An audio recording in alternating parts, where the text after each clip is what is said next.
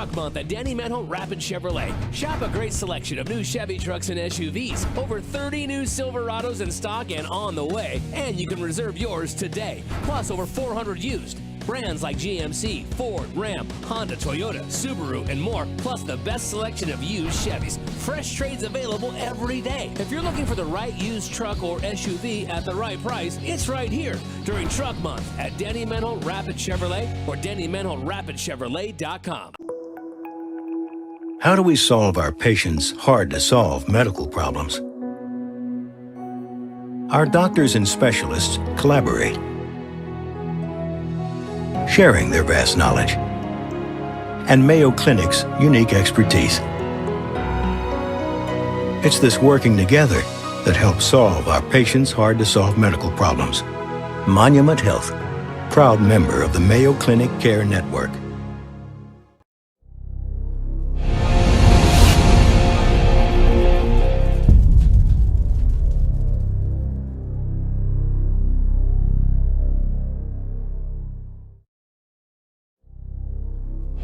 The best new cars make the best used cars. It stands to reason that the better a product is made, the longer it will last, which makes getting a high-quality, low-mileage Toyota at a great price a very savvy move. You can drive a barely used certified pre-owned vehicle today. 1.99% APR financing available on all Camry, Corolla, Prius, and RAV4. The right cars, the right price, the right experience. See you soon at Danny Mental Toyota Rapid City and DannyMentalToyota.com. Everyone says they want to change the world. But not everyone will.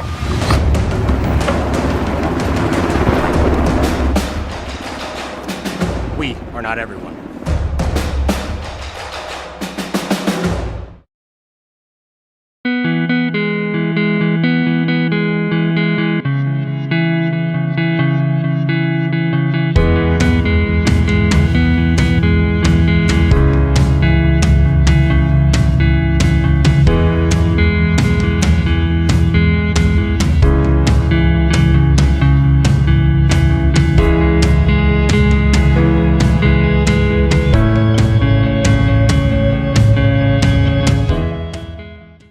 It's Honda's certified Dream Deal sales event. Up to an additional 2 years, 50,000 miles comprehensive warranty, plus certified Hondas come with 7-year, 100,000-mile powertrain coverage, free oil changes your first year, and 24/7 roadside assistance. See Denny Menholt Rushmore Honda for all the certified details.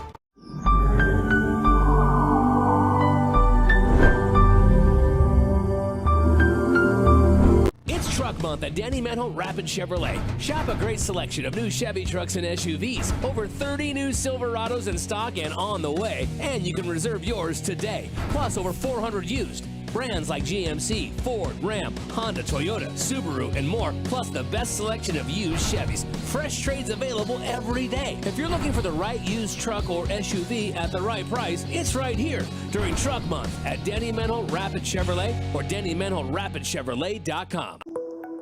When it comes to protecting what matters most, keep it simple. Insure your car and home with Farm Bureau and you'll have a combined policy with one deductible that can cover it all. That means faster claim resolution and less hassle. Plus, you can save money in the long run. It's the quick way back to normal, because with Farm Bureau, you've got an agent who can make things right when things go wrong. Farm Bureau agents make insurance simple. Call me, Tom Berger, your Farm Bureau agent in Rapid City, at 348-3470. A lot has changed since 1962, but one thing hasn't: the hometown service you expect from Dale's Tire and Retreading. Dale's Tire has been providing quality brands and service to the Black Hills area for over 50 years, and we couldn't have done it without you. That's why we are pleased to service your vehicle, saving you time and getting your vehicle back on the road. Because at Dale's Tire, we don't just sell tires, we build lifetime relationships. Dale's Tire, Campbell Street and Deadwood Avenue, Rapid City. Join the team and take on your legacy. Since 1862, the South Dakota Army National Guard has been ready to defend our freedom and our way of life. When our nation calls, we are there to help our friends, neighbors, and communities in the event of forest fires, floods, tornadoes, and severe winter storms right here in South Dakota. Now we want you to write the next chapter in our rich history of the South Dakota Army National Guard. Visit their Facebook and Instagram pages or nationalguard.com/SD. My kid wrecked his car, his third car. The kid needs a car. We need the kid to have a car. What did I do? I begged my insurance agent for mercy. That's another story. Then I went to Copern Motors in Rapid City and found a safe, reliable car. Copern Motors is a small, trusted dealership specializing in safe, quality pre-owned vehicles. No pressure, no hassle. Each vehicle is inspected, serviced, and detailed with a warranty like no other. Copern Motors, corner of Campbell and Omaha. Where can you get good neighbors service and surprisingly great insurance rates? At State Farm. I'm State Farm agent Matt McCormick, and I'm your one-stop shop in Rapid City for the service you deserve at the price you want. So stop looking around. State Farm agent Matt McCormick, I'm ready to help. Call 348-0464 for surprisingly great rates today. Like a good neighbor, State Farm is there. Individual premiums will vary by customer. All applicants subject to State Farm underwriting requirements. At Monument Health Orthopedics and Sports Medicine, we are here to help you make your comeback. Our team is standing by to diagnose and treat your injury with some of the most advanced treatment options available and same-day appointments. Monument Health practitioners work closely with our therapists and physicians in communities throughout the Black Hills, with locations in Rapid City and Spearfish. Visit monument.health/orthopedics for more information. That's monument.health/orthopedics for more information. It's Truck Month at Danny Menholt Rapid Chevrolet. Shop a great selection of new Chevy trucks and SUVs. Over 30 new Silverados in stock and on the way. And you can reserve yours today. Plus over 400 used. Brands like GMC, Ford, Ram, Honda, Toyota, Subaru, and more. Plus the best selection of used Chevys. Fresh trades available every day. If you're looking for the right used truck or SUV at the right price, it's right here during Truck Month at Danny Menholt Rapid Chevrolet or DannyMenholtRapidChevrolet.com. It's Truck Month. Warren Chemical is ready for winter. Are you? They stock quality ice melt products for sidewalks, driveways, and parking areas that will melt ice down to minus 15 degrees. Warren Chemical Ice Melt is less toxic than baking soda, is the least damaging to concrete, surrounding grass, and other plants, and can be applied before or after the snow falls. Available in 50-pound bags and less expensive than the discount store 20-pound buckets. Call 342-7644. Warren Chemical, a proud sponsor of all Rapid City and surrounding area schools. You've known us as Corey's Tri-State Tire Factory, but now we have a new name and a new location to serve you better. Corey's Point S Tire and Auto Service is now open on Camden Drive up the hill from Rushmore Crossing in Rapid City, and remains open in Belle Fourche on 5th Avenue. Corey's Point S Tire and Auto Service is the largest independent tire and auto service shop in the region, and we're still locally owned. With that will come more convenient service, better parking, and exclusive deals on top tire brands in the business. We look forward to serving you even better at the all-new Corey's Point S Tire and Auto Service in Rapid City and in Belle Fourche. The best new cars make the best used cars. It stands to reason that the better a product is made, the longer it will last, which makes getting a high-quality, low-mileage Toyota at a great price a very savvy move. You can drive a barely used certified pre-owned vehicle today. 1.99% APR financing available on all Camry, Corolla, Prius, and RAV4. The right cars, the right price, the right experience. See you soon at Danny Menholt Toyota Rapid City and DannyMenholtToyota.com. The best new cars make the best...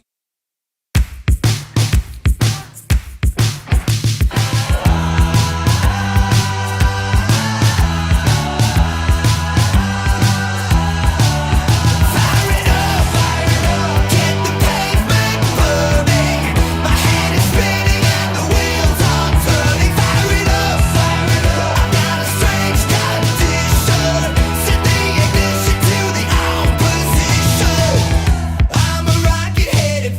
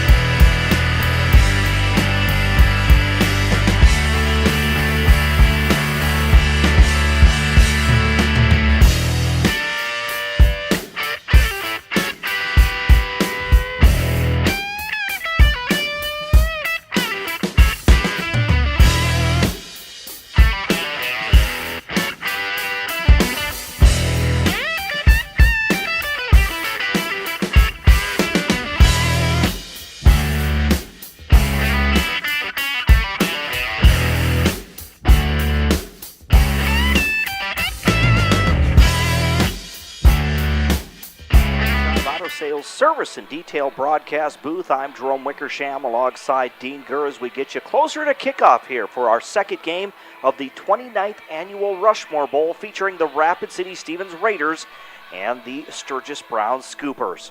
Again, we'll take a look at our keys to the game. They're being brought to you by Dakota Discount RV. Find the key to building lasting family memories with a newer pre-owned RV from Dakota Discount RV. Take a look at their great selection of RVs at 2 locations. Dakota Discount RV is across from Cabela's and also on JB Road in Blackhawk. Again, both of these teams hungry for that W tonight, Dean. Here at the Rushmore Bowl, what do they need to do? Well, let's look at Sturgis first of all. Owen Cass, Connor Burnt had great games the last couple of games. They're really the key to the success of this Sturgis team. They ran the ball well, and Cass threw the ball well. So if they can get those going, and obviously, as always, cut the mistakes down to a minimum, they should be able to compete against this Raider team. Going to the Raider side of the ball, for them, it's obviously about the two sides of the ball. They've got playmakers on the offensive side of the ball. Obviously, Jed Jensen is a huge key for those guys. Uriah Glenn runs really well. They've got playmakers on the perimeters. But really, stoutness, their defense is really kind of what's been carrying them. They've got a lot of points scored on them the last few weeks, but their defense plays hard. They create turnovers. So if they can get, no matter how good or bad their offense is going, if their defense plays as solid as it has been these last few weeks, this opening few games of the season, they can come back. Their linebacking core, if they can do what they have been doing, it's going to be a tough night for the Scoopers. And again, that's our keys to the game, being brought to you by Dakota Discount RV, 2 locations across from Cabela's and also on JB Road in Blackhawk. Let's take a look now at our starting lineups. They're being built by Connect Home Center. Connect Home Center, your hometown lumber yard since 1928. First, we'll take a look at the Rapid City Stevens defensive starters this time. Their defensive starters look like this. At a defensive end is number 45, Brandon Inman. He is a 6', 190-pound senior. The other defensive end, number 53, Spencer Garrett. Spencer is a 6'1", 200-pound junior. At nose guard, number 44, always the super excited Jevin McNabb. He's always pumped up. He is a 6', 235-pound senior. The linebackers look like this. Number 2, Gavin Skinner, a 5'11", 190-pound senior. Number 3, Tate Crossweight. He stands 6'3", 190 pounds, and a sophomore. The inside linebackers, Luke Cholis, number 34, a 6'1", 210-pound senior. And the other linebacker, number 37, Luke Jagaris, a 6'2", 200-pound linebacker. The corners are number 8, Eli Oxner, a 5'11", 175-pound senior. And number 4, Corder Doney, a 5'9", 160-pound junior. Your strong safety is number 21, Tanner Lunders, 5'10", 175 pounds and a senior. And the free safety, number 23, Miles Schmaltz, a 6'1", 185-pound senior. Michael Brooks, your head coach for the Rapid City Stevens Raiders. And I'll tell you what, we're going to be calling the numbers 34 and 37 all night as these Raider linebackers fly around all over the place. The D-line does a great job, but the linebackers, they are wickedly fast. Absolutely. It should be a great defensive show tonight by Rapid City Stevens. Let's take a look at the offensive starters for the Sturgis Brown Scoopers. The quarterback will be number 10, Owen Cass, a 6'1", 186-pound junior. Starting next to him is number 23 at a running back, Connor Burnt, a 5'11", 197-pound senior. Your wide receivers, number 12, Gavin Leitenberg, a 5'10", 143-pound junior. The other wide receivers, number 27, Braden Temple. He stands 5'11", 161 pounds and a senior. Also, number 80. And number 80 is Hunter Harrison, a 6'1", 168-pound senior tight end. And then number 7 is your other wide receiver, Tyan Buss, a 5'9", 146-pound sophomore. The offensive line looks like this for the Scoopers. The left tackle is number 72, Brad Williams, a 6'3", 252-pound senior. The left guard, number 61, and that is Austin Atayo, if I said that right, a 5'8", 190-pound junior. The center is number 68, Buck Fickbaum, a 6'2", 254-pound senior. The right guard is number 66, Peter Pulling, a 5'9", 188-pound senior. And then the right tackle is number 62, Reese Jacobs. He stands 5'10", 185 pounds, and a junior. And that is your starting lineup. That's being built by Connect Home Center. That's Connect Home Center, your hometown lumber yard since 1928. You know, Chad Koletsky, the head coach of the Sturgis Scoopers, has really done a good job. It wasn't too many years ago where they were really struggling, but the last couple of years been very, very competitive. Beat St. Thomas More, was it last year, the year before? Mm-hmm. And just they're always there and always ready. Sometimes it's kind of hard to tell when you get a lopsided score at actually how well teams played, a.k.a. tonight. Cobblers, I thought, offensively played well, but when you walk away with a 35-6 loss, you think, oh my gosh, they weren't in the game like they weren't clearly not in the game last week, but they were definitely played well enough. And so I think that's the situation with the Scoopers as well. Play hard, they're in games a lot, and I think Koletsky just does a great job. So again, our second game coming up, it'll be Rapid City Stevens and the Sturgis Brown Scoopers. Game number 2 of the 29th Annual Rushmore Bowl when we return in 2 minutes with the kickoff. Right here on 106.7 FM, 1150 AM, Fox Sports Rapid City, and foxsportsrapidcity.com, also GoRaidersLive.com.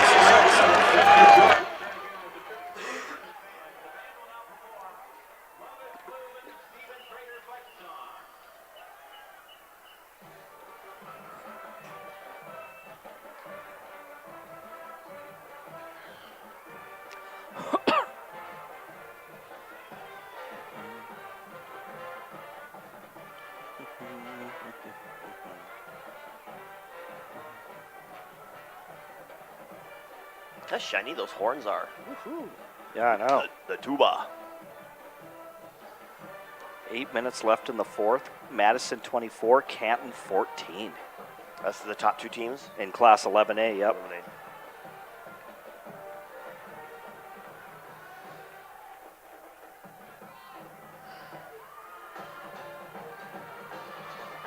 So the Comets are doing. Ooh, Bennett County coming back. 2014.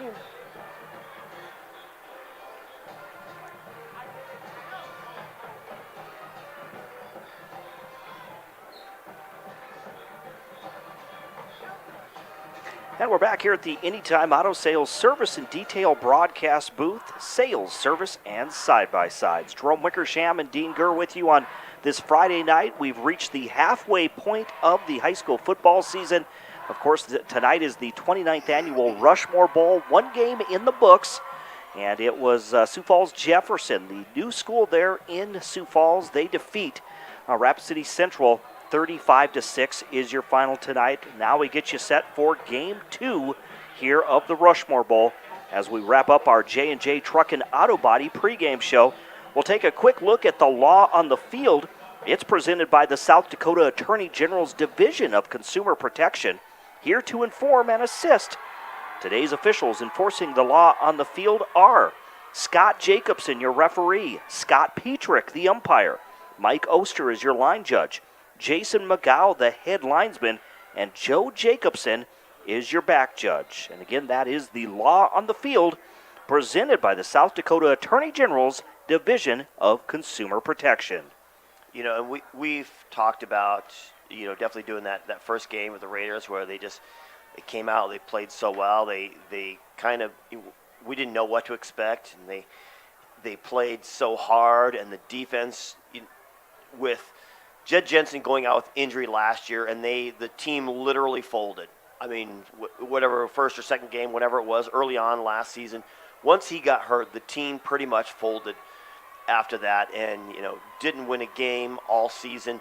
So we knew Jed Jensen coming back. We knew they had, you know, potentially some decent athletes. We knew Uriah Glenn was coming back. So there was a potential for the offense to do something. But when that defense showed up, and they played well, somewhat well last year, at least defensively, tried anyway, did the best they could, but we weren't quite sure what to expect. But they came out and they showed up, and they literally just put a hammer on. I mean, they didn't obviously shut them out, but they put a hammer on Sioux Falls Roosevelt and made it so tough for them to play, and obviously got the win out of that game and showed us that, you know, this team is ready to play both offensively and defensively. So there's playmakers all over the place for this team. Absolutely. As long as they don't make that big mistake, a wrong mistake at the wrong time, and as long as their offensive line can hold up to what it needs to be, the Raiders should have, in general, no problem tonight. But they obviously, that was part of our pregame show, obviously they can't just show up and think they're just going to get that win. You know, back when I played, we had just come off the state championship the previous year. Central hadn't won a game, and we played them in the Stevens Central game, and our team totally took it lightly, and we walked away with a 14-7 win when we should have dominated them. So that's the type of mentality sometimes you run into. And I asked Coach Benedetto of Sioux Falls Jefferson. He said, you know what, these guys show up and they compete every week, and you know that hopefully that translates also to the Raiders. You show up and you compete every week, and you give it no matter who you're facing. Are you going to give it, everything, or are you going to mentally let down and let the other team in? And last week, Rapid City Stevens started out very strong defensively, forcing 3 turnovers for Sioux Falls Lincoln in that first quarter. But again, Sioux Falls Lincoln goes on to win 35-14. So well, it was close early, quite often. In fact, they scored the Raiders first. Did scored they not? first. They led 7-0, and they forced those 3 turnovers. But again, they just in the long run they could not, just could not get it done last week in Sioux Falls.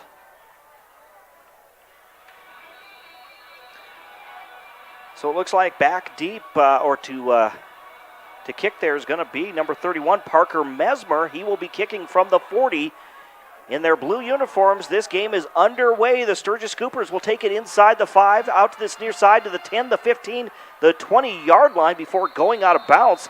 That's number 7. That's going to be Tyan Buss on that return. Yeah. I told you we were going to call 34 and 37 all night for the Raiders, and it starts right away with Luke Jaggers, number 37, making that hit and the stop, doing stuff on special teams. Now they come to work. That big defense pumped up, fired up, just ready to fly all over this field. Scoopers are 0-4. They come up to the line of scrimmage. They're in their white uniforms with the black helmets. Owen Cass will go from the shotgun. There's the handoff. It goes to Burnt. Burnt gets outside the tackle to the 25, the 30, the 35, going up the right sideline, and he's going to be stopped just shy of midfield, but a great run there by number 23, Connor Burnt. Yeah, just a good job of sealing. I think the Raiders thought they were going to go up the middle right away, so they just all dove right into the middle of the field, and it opened up that right side wide open for Burnt to turn that corner and get upfield.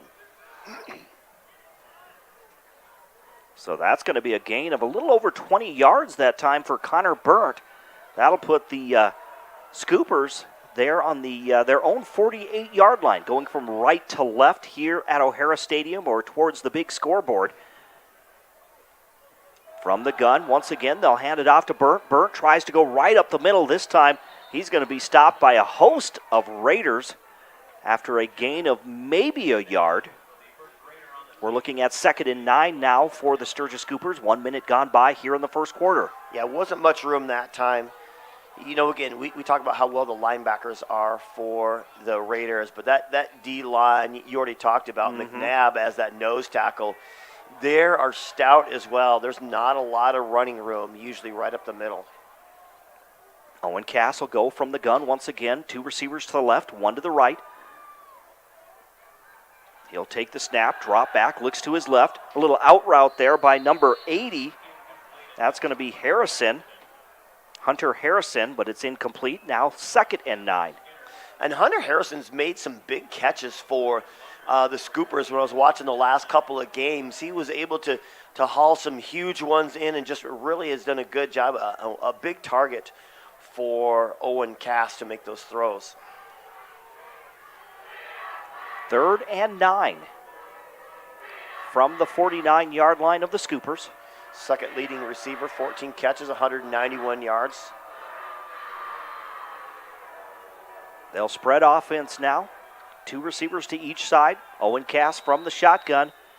But it's going to be a delay of game against the Scoopers. 3rd and 9 turns into 3rd and 14 now. Yeah, you know. And just those type of mistakes, I don't know, sometimes it's on the coach. Sometimes it takes a while to get him in. Get that play called in. Yeah, I totally get that. But you have to be able to be in and ready. As last game was, the mistakes are so crucial. When you get an opportunity to make a couple of plays here, now they have that. They go trips right, 1 receiver to the left. Cass from the gun, drops back, gets rid of the ball as he's hit. And it is complete, but a short gain there to number 7, Tyan Buss. That'll be right back at the original line of scrimmage, and now 4th down coming up for the Sturgis Brown Scoopers. Yeah, the Raiders had a lot of coverage in the back, obviously, allowing that underneath. But Cass, I don't know if he saw the guy closing in. Crossweight, I believe, was closing in on him. Yeah, on the way from the backside, and he had to get rid of it. Here comes the punt. Uh-oh, we're going to get a penalty. We're going to get a penalty flag.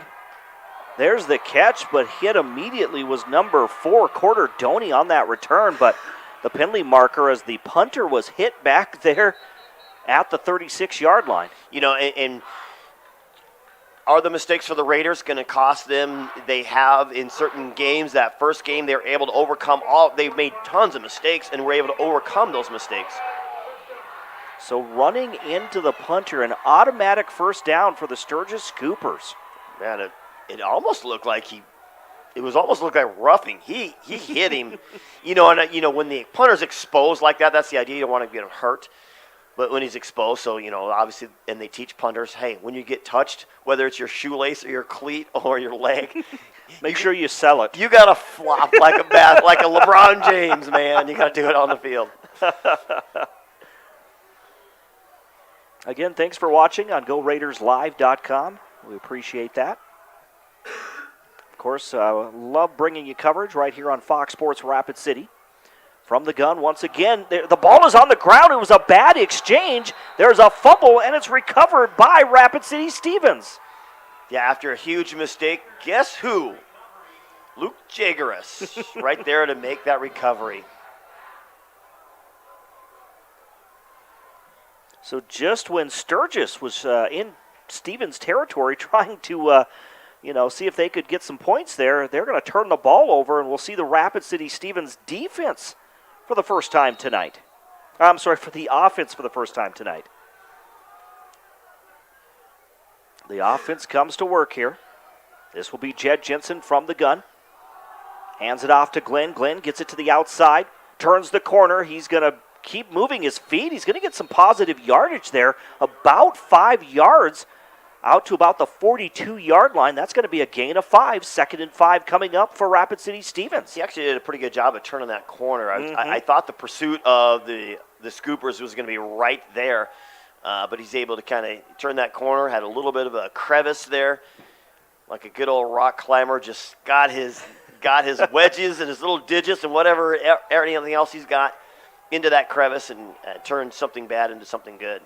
Jed Jensen once again will go from the shotgun. Hands it off to Glenn. He'll go right up the middle of the field. Has some running room. There's a hole. He's at the 45 and stopped just shy of the 40-yard line. A nice run there by Uriah Glenn, who was stifled last week, could not get the running game going. Yeah, and the umpire got run over that time. He was right in the middle of that scrum, but that's the dangers of being the umpire. But, yeah, great job. It was a wide open hole for him to run through. He wasn't even touched until he was 10 yards downfield. Uriah Glenn wearing number 26. He's a 5'8", 185-pound senior. Again, Jed Jensen in at quarterback, 6 foot, 170 pounds, and a senior as well. Run here. He'll go from the shotgun, drops back, looks to his right, out route, caught by, it's going to be number 1, so that's Easton Ogle. He's down the right sideline, he's at the 20, the 15, 10, 5, Easton Ogle for the touchdown, 44-yard score. Yeah, what a play that time. I'm surprised. It looked like that the Raiders had too many players on the line of scrimmage, but it wasn't called, but either way, Easton Ogle, what a playmaker he is. We saw him in basketball, and he comes out here on the football field. Just an athletic guy. He plays for Post 22, and he comes out and makes that play. Just a little shucking and jiving, a little footwork going on there right around the 40, and just cuts and turns it upfield, turns on the Jets, and the Raiders hit using all their skill positions. They hit the end zone first. Parker Mesmer gets the extra point attempt. So on the State Farm scoreboard, insured by agents Scott Carlson and Matt McCormick, it's Rapid City Stevens 7 and the Sturgis Brown Scoopers nothing. That touchdown is powered by Rapid Skills. Rapid Skills is Rapid City's premier athletic training facility with professional coaches and trainers. Take your game to the next level at Rapid Skills. Visit rapidskillsathletictraining.com. So last week, Easton Ogle had 5 catches, 104 yards and a touchdown, and already a 44-yard touchdown pass tonight. Yeah, good job by the Raiders.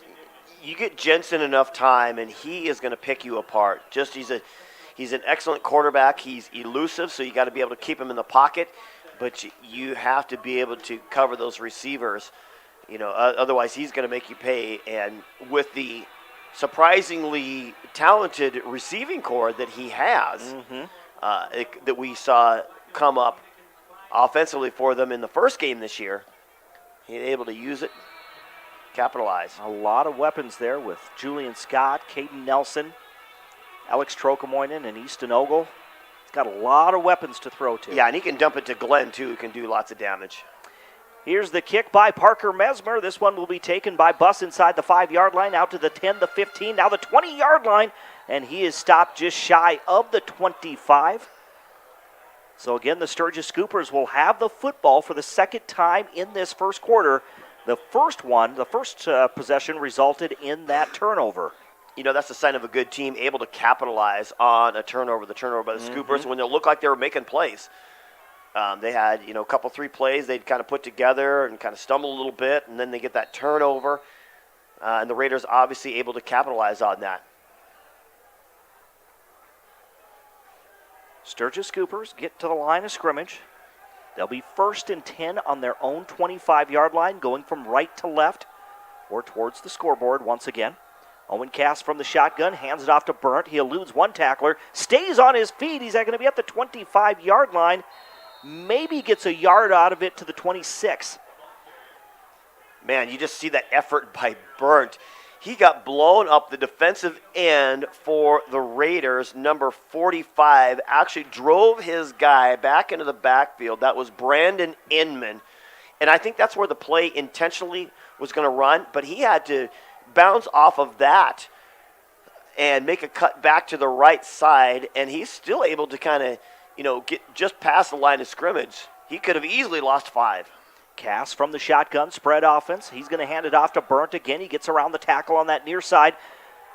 Puts his shoulder down. He's able to get out past the 30 to about the 32-yard line for a gain of 6 yards. Now 3rd and short coming up for the Sturgis Scoopers. You know, the Raiders had a blitz on the left side of their defense, and obviously Sturgis had the play called to their left side, which is the opposite of the Raiders. Burnt, again, did a good job. As a matter of fact, he met Luke Cholis right at about the 30-yard line, and he hit him, and it was a stalemate drive, which I think Burnt won. He got down, but I think he won because he got another couple of yards out of it. 7 minutes to go here in the first. Cass from the shotgun, looks to the right, has a receiver. He makes the catch, and that's going to be enough for a first down, just right at about the 37-yard line. Was that number 27, Braden Temple? Yeah, you know, if you give a good quarterback like Owen Cass enough time, he's going to find some open receivers. And, you know, the Raiders, again, we've talked about, you know, quite a bit already how well the defense of the Raiders works. The linebackers, they get a lot of pressure in the backfield and able to kind of really mix things up. But Owen Cass, a good call. He 1, 2, 3, 3-step drop, found his guy and hit him. 2 receivers to the left, 1 to the right. Cass from the gun. Once again, he's going to hand it off to the new back that's in the game. That's Byron Holt, who comes in to spell Connor Burnt. Brian's a sophomore, 5'10", 149 pounds. Going to get about a yard to the 39-yard line.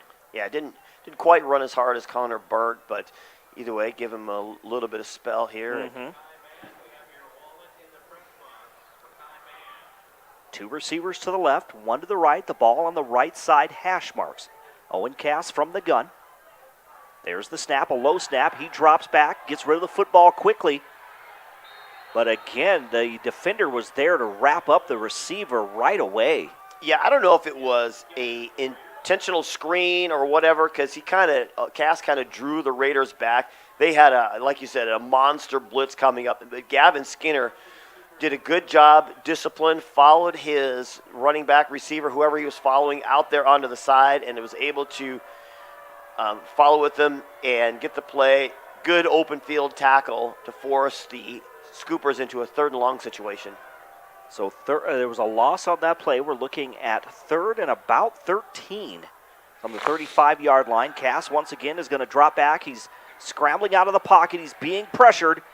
He gets rid of the football. Is caught by the receiver at midfield.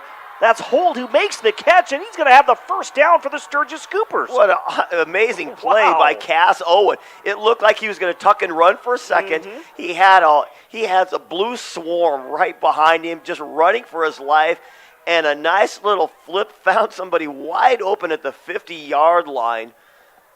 Byron Holt, number 33, made that catch. Wow. What a play. I told you, Burnt and Owens are playmakers for the Scooper team. Absolutely. Here's Cass once again now as the Scoopers get a new first down. They'll hand it off.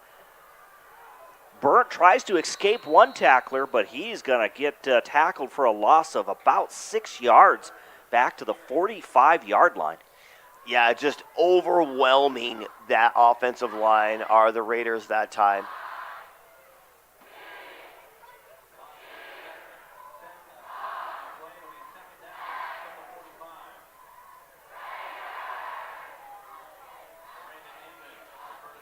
So now second and 17. Owen Cass from the gun. He'll drop back. Gets another screen pass. It is complete. The receiver breaks a tackle. He's at the 40, the 30, the 25, 20, down the left sideline. Inside the 15-yard line is number 80 for the Sturgis Scoopers, Hunter Harrison. I told you, he's made some big plays for this Scooper team. How about the 2 tackles that he broke? He had the guy right in front of him. He stepped out of that one. Another guy grabbed him. He steps out of that one and keeps rolling and motoring up the field till the Raiders finally got him down. But a 42-yard catch and run for Hunter Harrison. It was just a wide receiver screen, and it was set up well. Cass again from the gun. Hands the ball off down to the left side. It's going to be to the end zone. Number 23, Connor Burnt takes it in from 13 yards out. Wow. Wow is right. What a job by the Scoopers.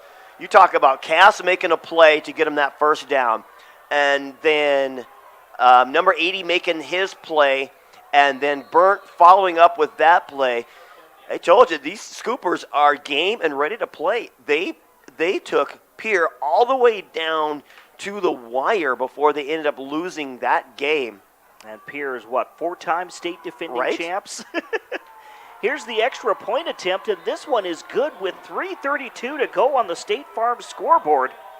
Insured by agents Scott Carlson and Matt McCormick, we are tied at 7 apiece between the Rapid City Stevens Raiders and the Sturgis Brown Scoopers. We'll take a quick break. We'll be back in 30 seconds right here on 106.7 FM, 1150 AM, Fox Sports Rapid City and foxsportsrapidcity.com.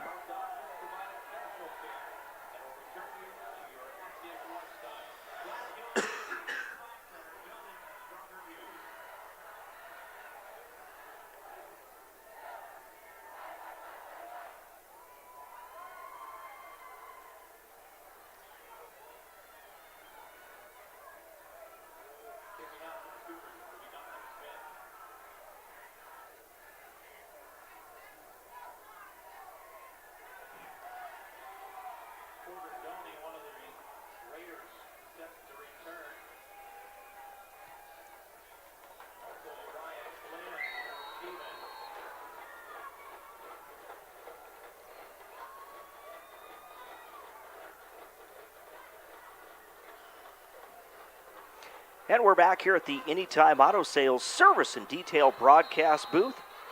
Jerome Wickersham and Dean Gurr with you on this week 6 of the South Dakota high school football season.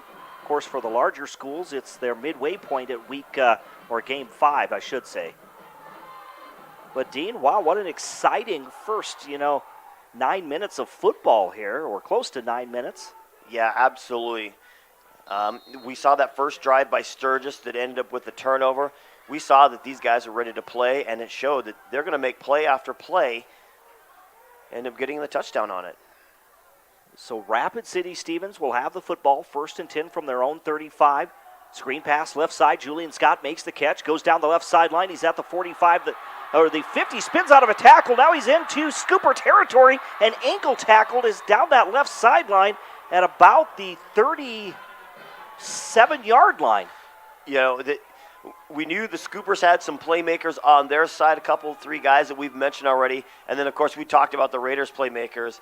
Julian Scott, we didn't get to call his number too much in that second game that we did with him. But definitely, he is definitely the complimentary for Easton Ogle and Trokomoiden and all these other guys with him. Just plenty of talent on the perimeter. Trips right, one receiver to the left. There's a screen pass to the right side. It is going to be caught by Caden Nelson. Penalty marker on the play. Nelson goes down the right sideline. He's going to be stopped just shy of the 10-yard line, but this one could be coming back. Yeah, Easton Ogle was another wide receiver screen on this right side, and Ogle was part of that trio that was on that right side, and he tried to let go as he was blocking Caleb Pilatos. But he just couldn't enough. You see him kind of throw their hands up as if, oh, not me. But, yeah, it definitely was him. He kind of hooked him. Either hold or block in the back. We'll hear from Scott Jacobson. Offense number 1. 10-yard penalty from the spot of the foul. Still first down. So a 10-yard penalty on that hold. So this one is coming back. It would have been a first down. Instead, now we're looking at 1st and 23. With the ball back at about the 40-yard line.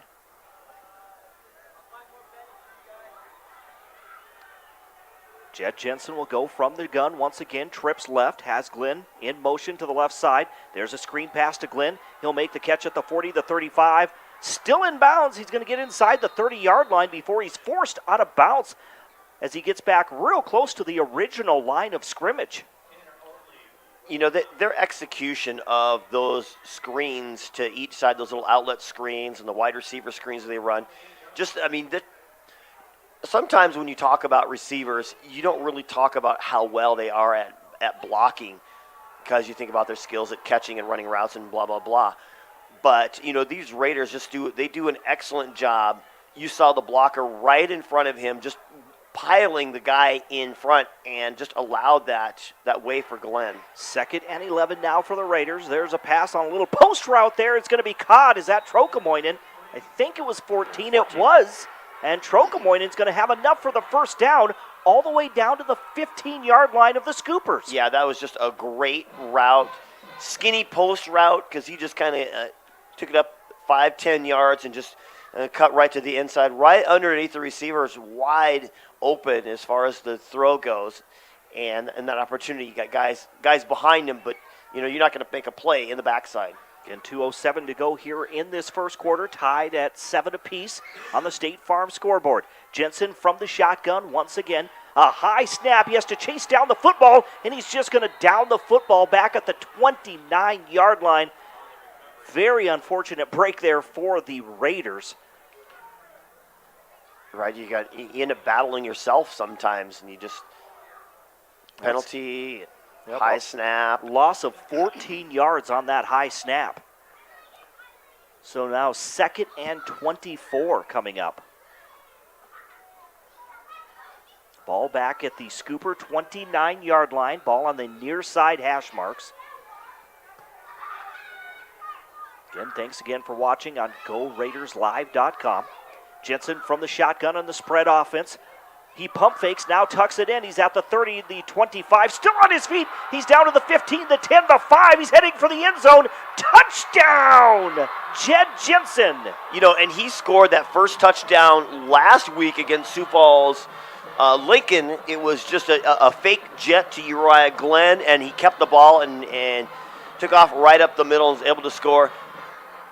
As well as he is with throwing, you can never forget that he is very athletic with his legs. He's probably not Talon Ashley, but he's definitely very talented. Absolutely. He takes that one 29 yards for the score, and the Raiders go up. Here's the extra point attempt. Parker Mesmer with the kick. This one is good.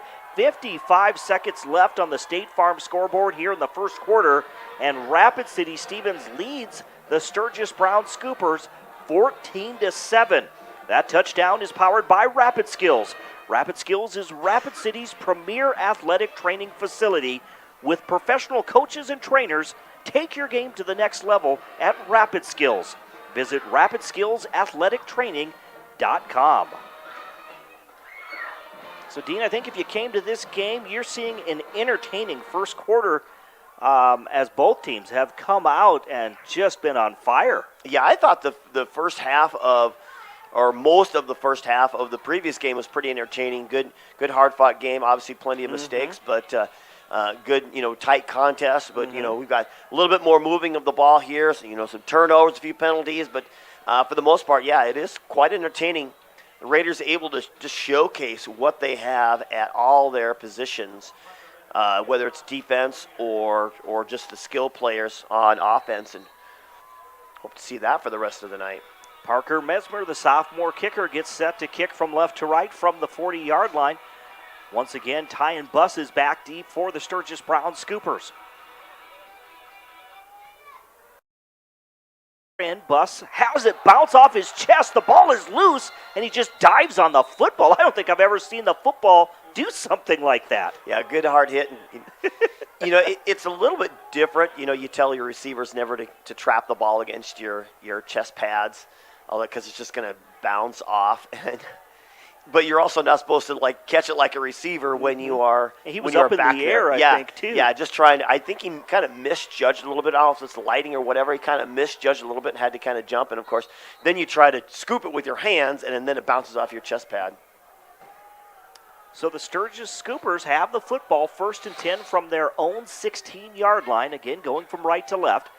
Cass has a man in motion, fakes the handoff, then gives it to Burt. Burt has a little bit of running room. He might get a yard out of that to the 17-yard line, maybe 18. We'll see with the spot. They'll mark it at the 18, so a gain of 2. We're looking at 2nd and 8 now for the Sturgis Scoopers, down to 31 seconds. This could be the final play of this first quarter.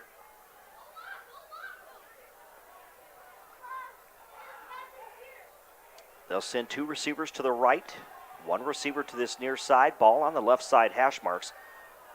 Again, Owen Cass from the gun. Looks to his right. A quick pass on a little out route there, but it's thrown too low and incomplete for number 27, Braden Temple.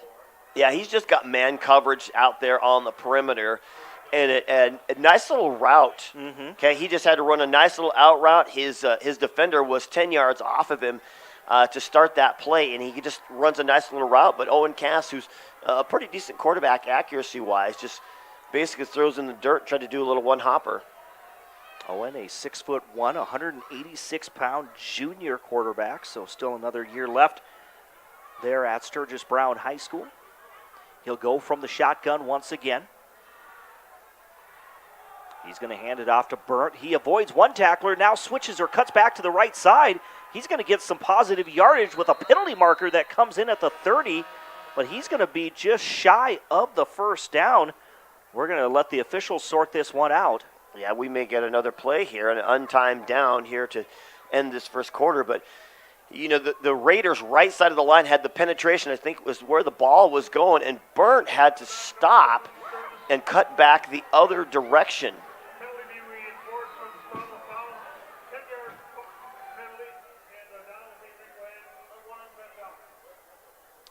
Unfortunately, it was, for the Scoopers, it was a holding penalty against them, so it would have been just about a yard or so, you know, from that first down marker. Instead, they're going to back that up 10 yards.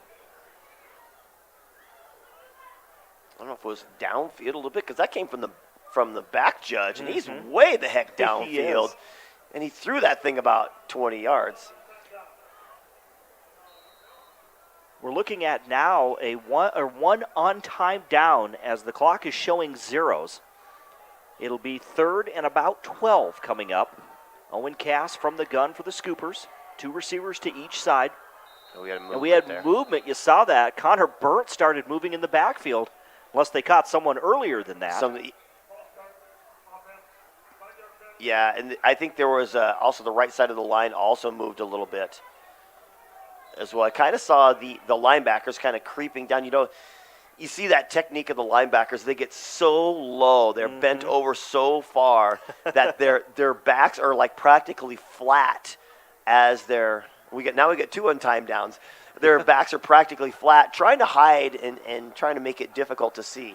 3rd and 17, spread offense. They'll hand the ball to Burnt. Burnt able to get some yardage there, but it's going to be very short yardage as he takes it from the 9-yard line out to about the 12-yard line.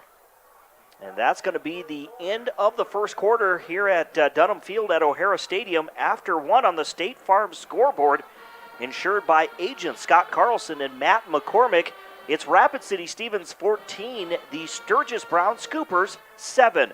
We'll take a quick break. We'll be back in 30 seconds right here on 106.7 FM, 1150 AM, Fox Sports Rapid City and foxsportsrapidcity.com.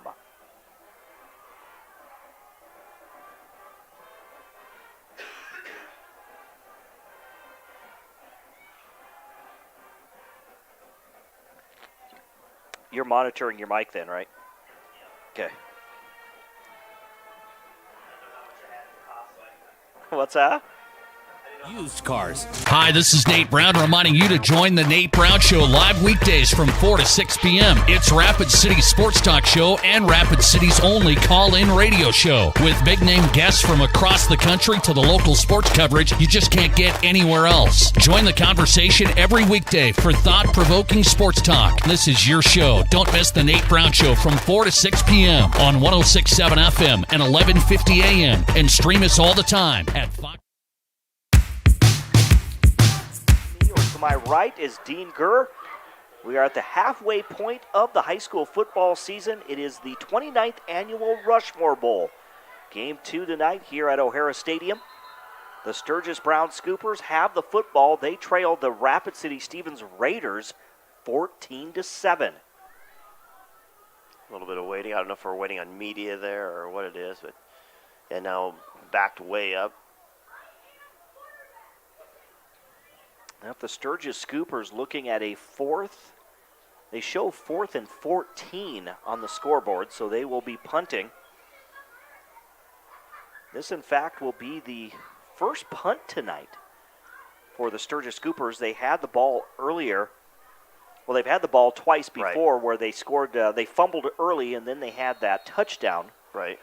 So now this is the first punt tonight for the Scoopers as we start this second quarter. Rushing right up the middle, they're able to get the punt away.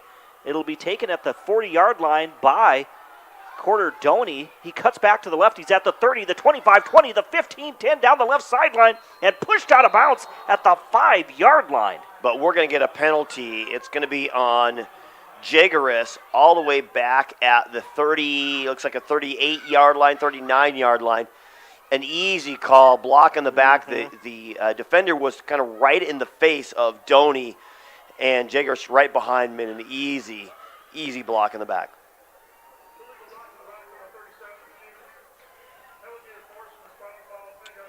So the flag's back at the 38-yard line of the Scoopers. And they will back it, was it 15 yards? Or no, 10 yards from there, I'm sorry.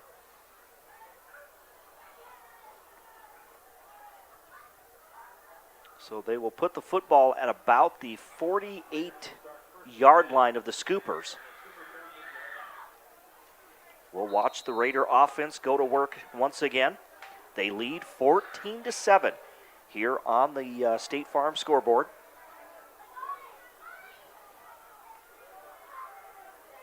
Trips right. They're all kind of bunched together, though. Jed Jensen from the gun has Glenn lined up behind him. He'll hand it off to Glenn. Glenn gets it to the outside around the tackle, cuts it downfield. It's going to be a gain of maybe 4 or 5 yards, depending on the spot. And I'll tell you who made that was Easton Ogle. He got his hands on his defender and absolutely drove him, stayed with him, shielded him, whatever it took. He's actually driving him backwards, sealing off that end and doing a great job allowing Glenn to kind of turn that corner. Now, the pursuit of the Scoopers did a pretty good job of getting back there, but Easton Ogle definitely made that play.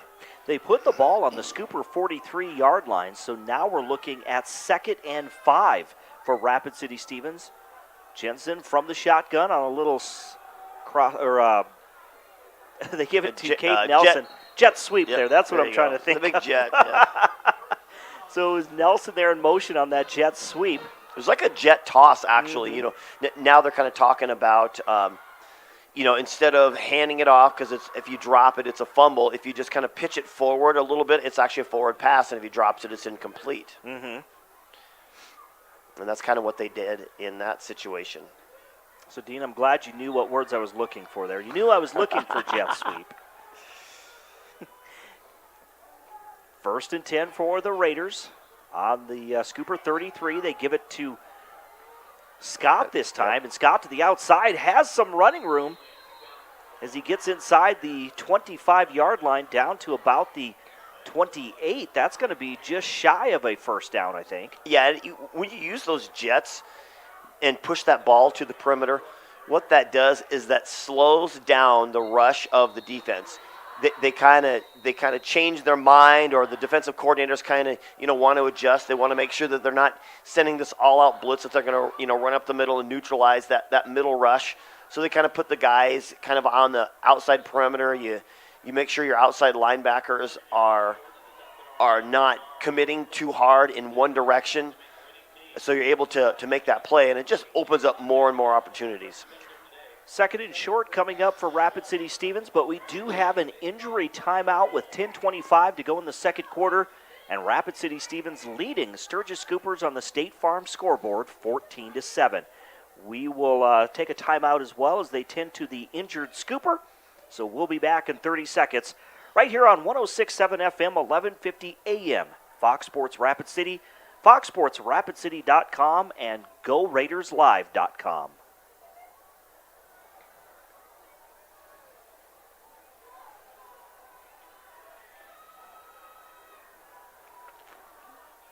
SportsRapidCity.com. Hey, renters in the Black Hills. I'm State Farm agent Scott Carlson, and I'm ready to surprise you in a good way with surprisingly great rates on auto and renter's insurance. That's right. Me and my team can help you protect your car and your stuff for less than you might think. Get a quote and see how much you can save. You might be surprised. Call me, State Farm agent Scott Carlson, for your surprisingly great auto and renter's rate today. Like a good neighbor, State Farm is there.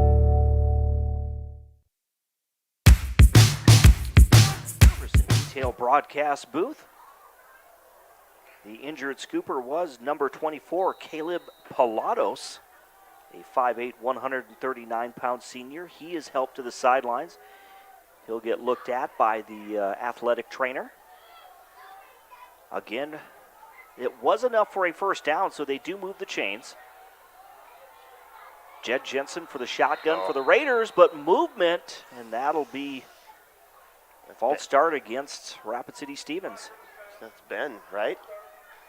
Starting center for the Cobblers basketball team, right? Ben Goldie? For the Raiders. Did I say Cobblers? You said Cobblers. My bad. We've had both games tonight. Right. Long night, yeah. Ben Goldie. Yep. Ben's what, 6'9"? Yeah, not quite that big, is he? I think they list. Is he 6'8"? They list him as 6'8" here. Okay. 6'8", 6'9". At that point, I don't think it really matters. Pretty solid, yeah. I think he does a pretty good job, and we noticed that last year at that defensive or that left tackle. Jensen rolls out now, gets rid of the football, and it's in and out of the hands of Julian Scott. Incomplete. On 1st and 15, now that incomplete pass brings up 2nd and 15 for Rapid City Stevens, again from the Scooper 28. Definitely catchable, but it was thrown a little bit behind me. I had to kind of turn around a little bit to try to haul that one in. So a little bit of a miscue by the Raiders. They got plenty to go here on this. Still 2nd and long. Almost 2 minutes gone by here in this second quarter. Under center. Jensen again will hand it off. Glenn escapes one tackler. Still on his feet down that right sideline. Gets inside the 20-yard line. And it looks like about the 18-yard line is where they will spot Uriah Glenn.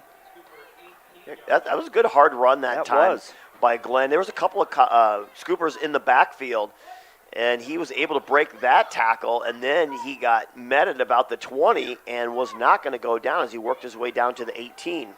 10-yard gain on that play by Uriah Glenn. Now we're looking at 3rd and 5 coming up. Jensen under center is going to fake the handoff, roll out once again on play action, passes to the end zone. It's caught by Easton Ogle, touchdown of 28 yards. I'll tell you what, that was all because the offensive line was able to hold up quite well. Jensen able to roll out. He finds Easton Ogle streaking the backside, running across the back end of the end zone, and a nice delivery. Hits him in stride right under the goalpost. A nice throw for the touchdown. The extra point coming up by Parker Mesmer for Rapid City Stevens. There's the snap, the hold, and the kick is through the uprights. With 9:32 to go in the second quarter on the State Farm scoreboard, Rapid City Stevens leads the Sturgis Brown Scoopers 21-7, and that touchdown is powered by Rapid Skills. Rapid Skills is Rapid City's premier athletic training facility with professional coaches and trainers. Take your game to the next level at Rapid Skills. Visit rapidskillsathletictraining.com, and I think that Jed Jensen has found his favorite receiver, at least the rapport those two have built between Jed Jensen and Easton Ogle. Well, Easton Ogle, he's such a fire plug. When he came out, the first time I saw him play basketball, he was on the varsity roster, didn't start, but he came out and he had there's something about him. He just has this immediate impact that says, I'm going to go for 100% no matter what I do. I'm just going to go out fully and whatever it takes to do what he does. And he's extremely athletic and can just run some routes, and he's got the speed, he's got the quickness to make a lot of things happen. After that touchdown, Parker Mesmer will kick off from the 40, this time going from right to left. Ty Buss will take it at the 5. He brings it out to the 10 on that far sideline. Now the 15. They tried to jar the ball loose, but it's going to be held on by the Scoopers. They get out to about the 19-yard line as Ty Buss gets up slow. There's a penalty marker at the 28. Probably going to be illegal block. Usually the case on those kick returns.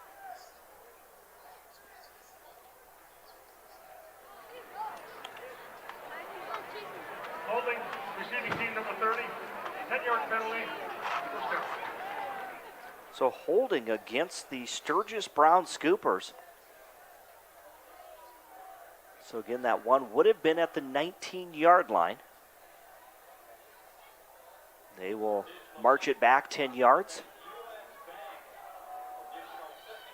So the Scoopers, again, they have the one touchdown by Connor Burnt, a 13-yard scramble for the TD.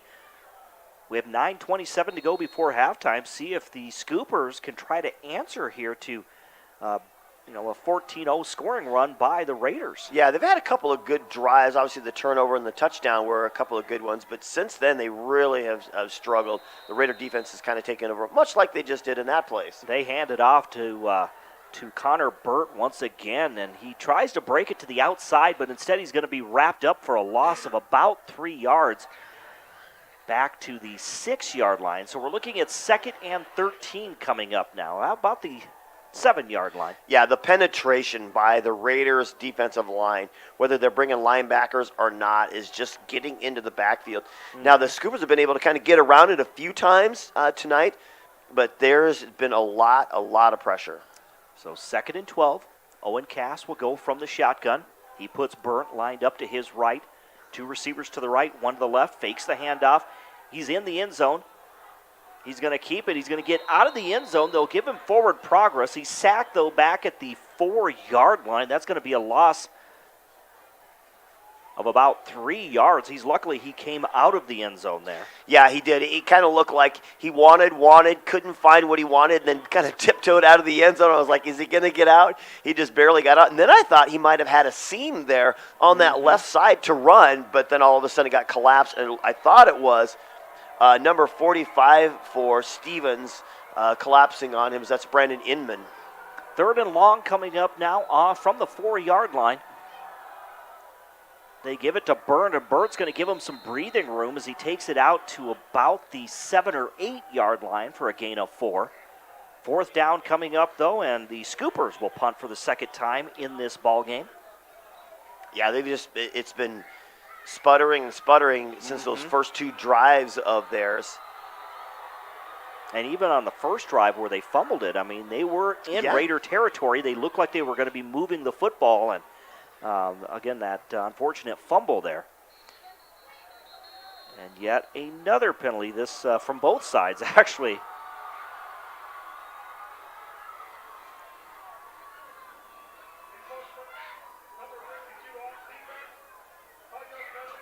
So a 5-yard encroachment penalty against Rapid City Stevens. That'll move the ball out a little bit further. They'll put it down at about the 12 now, 12 or 13-yard line, probably closer to the 13-yard line. Still looking at 4th and 7. There's the snap, there's the punt. Corderdoni is back deep for Rapid City Stevens. It's a high punt. He'll take it up. No, he calls for a fair catch at the 45-yard line. Or 44-yard line is where they will mark the football. So a short field coming up for Rapid City Stevens. They lead 21-7. And a chance to even add to that. We'll see what they can do offensively with 7 minutes to work with. Yeah, obviously they're going to get great field position, but that punt gave them quite a bit of leeway, gave Sturgis quite a bit of room to get him out there and make him go a little bit farther. But yeah, we're going to see these dynamic players of the Raiders again, and they're kind of really just clicking right now against this Scooper defense. It's just really struggling. So Jed Jensen, he'll take the snap from the gun, fakes the handoff. There's a screen pass to Nelson on this near side. He's at the 45, down the left sideline, loses the football, but not. It was after he went out of bounds. So they will spot the ball where he went out of bounds at the 40-yard line. That's a gain of about 4 yards. 2nd and 6 now for the Raiders. I don't know if I'm the coach of any one of the 4 teams that we've seen tonight. I'm spending the whole week working on ball security drills. We've seen some definitely turnovers in that first game. 1 turnover in this ball game. We've seen more pigs on the ground than Hank Williams Jr.'s. So again, Jensen from the gun has Scott in motion on that jet sweep. He'll hand it off to him, and he's going to get dragged down from behind. It's going to be a horse collar tackle by the Sturgis Scoopers.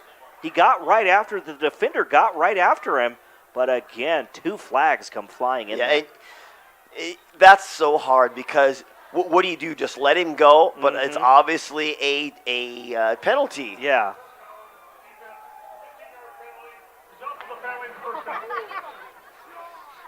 So you're thinking about that. Obviously, you can't see the backside of the play. We didn't see the backside of the play, so it's hard to justify it. But I know sometimes when you're a defensive back, you have a choice. I'm burnt. Do I cause the penalty and take the result of the penalty, or do I let the touchdown happen? So sometimes a penalty is warranted. Obviously, this was behind the line, probably not that situation, but you never know. So now an automatic first down as they move the ball. That 15-yard penalty. Jensen from the shotgun hands the ball off. It'll be to Glenn. Glenn broke the first tackle, but then he's going to be wrapped up by a couple of scoopers there. Not before he gets about 2 yards. And, I don't know if I'm going to agree with this penalty because they were in the throes of getting him down. You blow the whistle there. When you're charged and you've got a hold of him and you're trying to just hold on and just you're playing so hard, and obviously it's the whistle. You got the whistle, but I don't know that they continued egregiously past the whistle. So I don't know if I agree with that. Obviously, that's the official's judgment on that, but those are when you're a coach, sometimes I'm teaching my players to play hard, and they were just playing, hard. Honestly, that's what I didn't think that was intentional. But back-to-back penalties now. 15-yarders. Yeah, 15-yarders. It puts the Raiders all the way down now to the Scooper 13-yard line. They'll be 1st and 10. They go trips right, 1 receiver to the left. They'll have a couple of Raiders go in motion, but I think they call the timeout to avoid any type of penalty because you saw 2 Raiders moving there. Well, there's nothing wrong with that as long as one guy gets set. So I don't know if it was 2 guys were in motion. They were, like you said, looked like 2 guys in motion. But if one guy gets set, you're okay to run it. But it was a good decision. You're up by 2 touchdowns. Let's play it safe. 6:10 to go here in the second quarter. And on the State Farm scoreboard, it's the Raiders 21, the Scoopers 7. We'll be back in 30 seconds right here on Fox Sports Rapid City and foxsportsrapidcity.com. We hope you are all enjoying the student productions of your school. Tonight's event and every event produced by your school during the school year are created, filmed, and produced by the students you love to follow and support. Become a booster of your school's live event coverage by becoming a sponsor. It's a great way to show your support of the athletes and students in your community. As a sponsor, you'll get great visibility for your business, organization, or family by supporting the live productions of your school.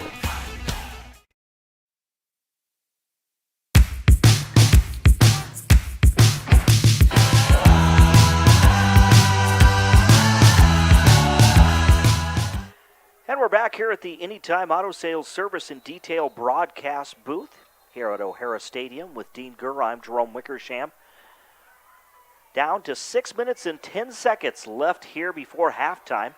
Rapid City Stevens has the football. They lead 21-7 over the Sturgis Scoopers here at the second game of the Rushmore Bowl, the 2021 version. I always have a good time at the Rushmore Bowl. It's long doing both games and such, but it's just always entertaining. Absolutely. And there always seems to be a visiting school that comes in and has their way with the home team. Every year. Every year. This is supposed to be a fundraiser. You think maybe kind of like homecoming, but no. Here's a jet sweep. It's Nelson from the far side to the near side. He escapes one tackle, stays on his feet. Then he's pushed out of bounds just right about the 5-yard line. Looks like they say he stepped out of bounds at the 7-yard line.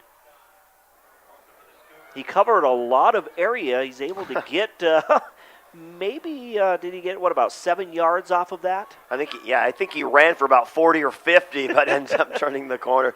He did a good job. He had the first guy right at the hash mark was chasing him down, and then he was able to turn the corner, avoided that tackle, kept his feet. Mm-hmm.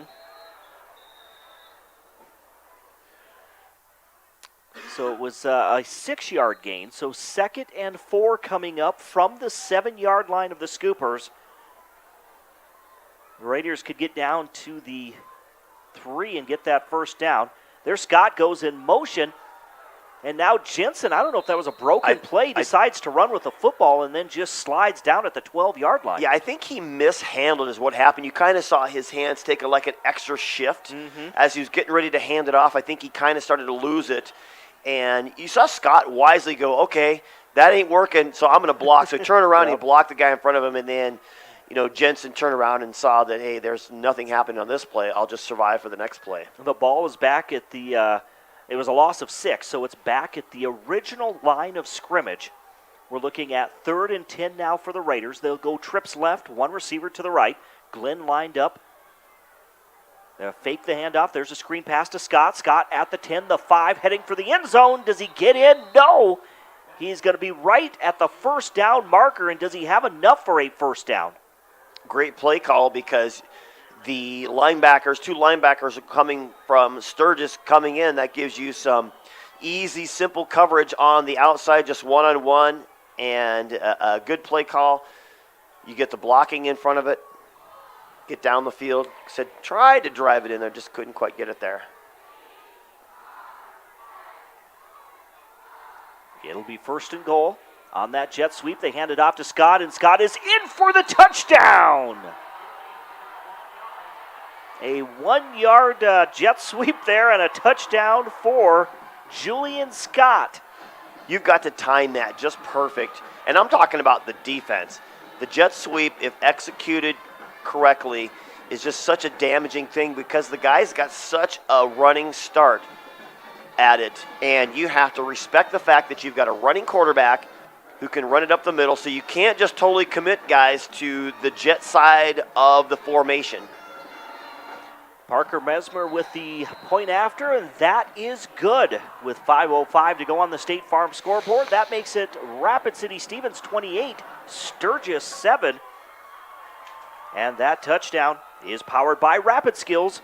Rapid Skills is Rapid City's premier athletic training facility with professional coaches and trainers. Take your game to the next level at Rapid Skills. Visit rapidskillsathletictraining.com. So we were notched at 7 apiece at one point, but now the Raiders rally, or not really rally, but they rattle off 21 straight points. Yeah, they're kind of showing their dominance and kind of all the facets of their offense. Their line is doing a great job. They're obviously getting the ball to the playmakers, showing, just kind of flexing their muscles in all that they've got going tonight. So, I kind of talked to Nate Brown about this, this week, and I said, we were talking about what do we think the game is going to be. I said, well, it could be a blowout, and it could be really close. It depends on what team mentally decides to show up. And for a while there, I wasn't quite sure either way because Sturgis was very game for this game here. But, I think the Raiders have decided, you know what? We're not going to let these Scoopers come in and do something to us. We're going to come out, we're going to put on the gas, and we're going to roll until the end. And right now they are definitely rolling, leading 28-7. Here's your kick by Parker Mesmer. Bus takes it at the 10, out to the 15 on that far sideline, now the 20. And he is going to be stopped at about the 23-yard line. And that's where the Scoopers will take it. I think there was a pretty good hit on that side. The crowd kind of went wild. Another injured Scooper down there. And I'm not sure if that was maybe Tyan Buss there on that return. And that's always that's the constant talk in football worlds and safety worlds. And, I know they talked about trying to eliminate the kickoff. As exciting as it is, it can be some exciting part of the game. They've talked about trying to maybe eliminate it. Everybody gets the ball on the 20 or the 30, and everybody's throwing in their opinions on it. On what they should, just to try to eliminate that high-speed contact. So they are tending to the injured Scooper there on that kick return with 4:59 to go on the State Farm scoreboard, and the Raiders leading the Scoopers 28-7. We will take a quick break as well. We'll be back in 1 minute. You're listening to high school football on 106.7 FM, 1150 AM, Fox Sports Rapid City, foxsportsrapidcity.com, and GoRaidersLive.com. It's Honda's Certified Dream Deal sales event. Up to an additional 2 years, 50,000 miles comprehensive warranty, plus certified Hondas come with 7-year, 100,000-mile powertrain coverage, free oil changes your first year, and 24/7 roadside assistance. Plus at Denny Menholtz Rushmore Honda, we buy cars. Vehicles are in high demand, and due to limited inventory, your vehicle has never been worth more. Stop by Denny Menholtz Rushmore Honda and either sell or trade today. Located off I-90 on East Small Drive in Rapid City. It's Honda.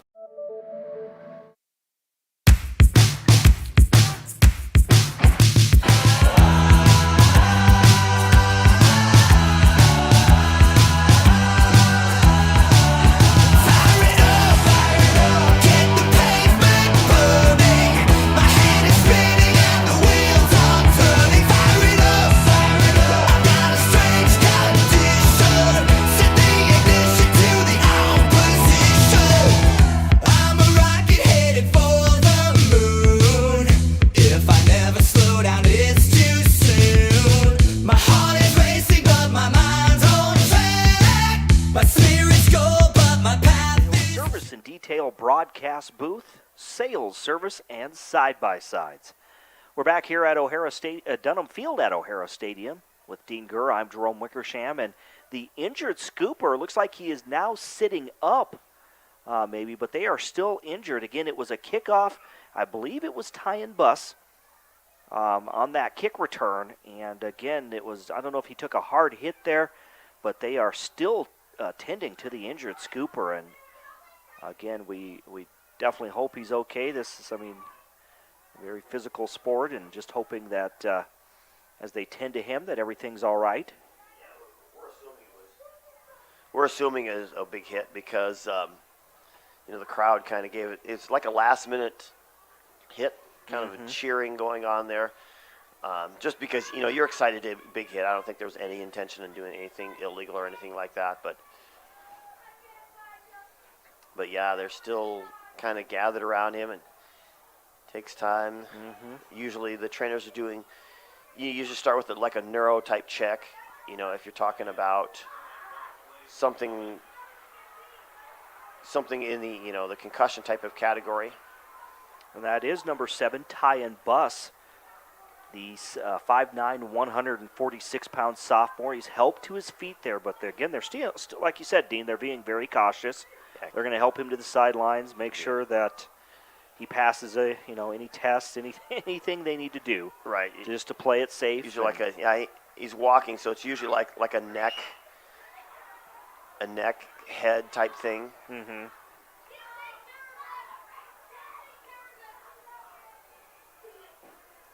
So the trainers helping him off as well.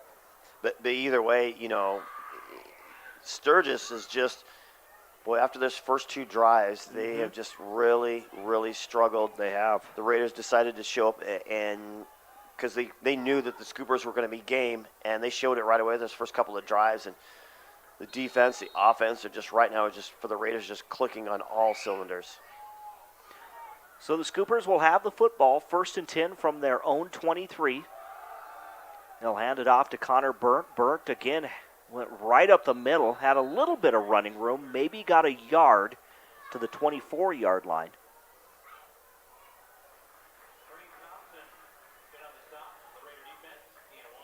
So that'll be a gain of 1. We're looking at 2nd and 9 now.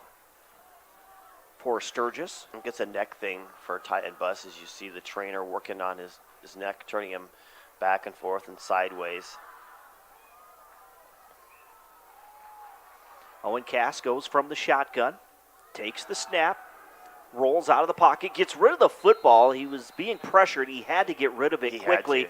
The receiver was not even looking for the football. No, and Gavin Skinner came on that, he's listed as a linebacker, and he just came on that dead run blitz, and Owen saw it on the backside and rolled around, and he was closing fast. That's so hard sometimes. When you got the linebacker on a dead sprint and you're standing there, now you have to turn and start to run, and he's got a head start on you. He's going to pass you in a second. That's why he had to get rid of it so quick. So incomplete pass, now 3rd and 9 from the 24. Again, from the gun, there's the pass on a little out route there. It was juggled, but then caught by the receiver, number 27, Braden Temple. He was able to haul it in, not enough for a first down, so 4th and about 4 to go for the Scoopers. Yeah, the pressure is getting in the face of Owen, and so they got to call some plays where he can just, 3-step drop and get rid of the ball right away. You got those little out routes. You kind of hope that maybe they can deliver and maybe turn up field and get those extra yardage that you need. We're going to get a fall. Now, we're either going to get a false start, or I don't think in high school it's called unabated to the quarterback, but it looked like the right side of the Raider line took off. Whoever that outside guy is had a dead sprint to the punter, and so that might be the reason why they called it dead. We'll see what they say here from Scott Jacobson. Encroachment, defense, 5-yard penalty. Result of the penalty is a first down. So after the 5-yard penalty by encroachment by the defense, it'll be a first down for the Scoopers. That was really close for that 5 yards. So they needed. They were 4th and 4. They get the 5 yards they need then, or get 5 yards. Yeah, if there's like a safety issue in like when you're talking about NFL or college, they'll blow that dead, but normally they don't. But in high school, you make a play like that, they blow it dead right away. Little screen pass to Connor Burt, and Burt, I think he tried to cut back. I don't know if he lost his footing there, but he was stopped maybe after a gain of 1 to the 35-yard line. So it kind of looked like 9. He tackled himself. It did. He just got and I wasn't sure because he caught the ball there on that little screen pass, tried to make a run for it on that left side of the line, and then just kind of fell backwards, I think, trying to make a cut. Yeah, it was a great play call. You've got an over-aggressive line, blitzing linebackers. You just drop back and dump it right in front of them. So now we're looking at 2nd and 9. 2 receivers to the left, 1 to the right. They hand it off to Burt once again on the left side of the line. Found a hole, but it closed quickly. Looks like no gain on that play. They stop him at the 35-yard line, so 3rd and 9 coming up. Well, the inside linebacker on that side for the Raiders, I think it was Jagaris, was coming right there. And sometimes it's kind of a late show of a blitz, so you don't have time to check out of it. But when they're blitzing right into the hole that you're running through, it's just doomed from the start. In 3rd and 9. You hear the crowd getting into it. Scoopers on their own 35, dropping back. Now getting out of the pocket and throwing the football wide open and making the catch. I think that's number 12, Gavin Leitenberg. It's complete all the way to the 40-yard line. Yeah, so they were just in a simple cover 2 defense for the Raiders. So as soon as Owen started to run, I think his running ability affected the defensive backs, and they came up, and I think that safety on that side kind of started to cheat down and just totally forgot about the guy that ran right behind him. And Cass Owen did a good job. Hard to run to your left when you're a right-hand cornerback, but found him and made the delivery. 25-yard pass play to Gavin Leitenberg on the Raider 40-yard line. 1st and 10 now. 2 receivers to the right, 1 to the left, but a penalty marker. I think it's blown dead. I think we're going to get a timeout. Oh, a timeout. Timeout by Sturgis. It kind of looked like they didn't quite know what was going on for a minute there, but it looked like they're going to get settled. And even an opportunity, it looked like the Raiders, even their defensive backfield, was still trying to point out who to get, and they were shifting. And I think they had one guy was uncovered, so I'm surprised it wasn't the Raiders taking a timeout. So a quick timeout here. We will take one as well on the State Farm scoreboard It's the Raiders 28, the Scoopers 7 with 1:45 to go here in the second quarter. This game coming your way on 106.7 FM, 1150 AM, Fox Sports Rapid City and foxsportsrapidcity.com. We're back in 30 seconds. When you're the bank, that comes with a lot of responsibility. Security First Bank is the bank that knows your name, solves your problems, and stays flexible to make personal or business banking a whole lot easier. Because when you're the bank, you're built on people, relationships, trust, and straight talk. Security First Bank. We're the bank, but more importantly, we're your bank. Member FDIC.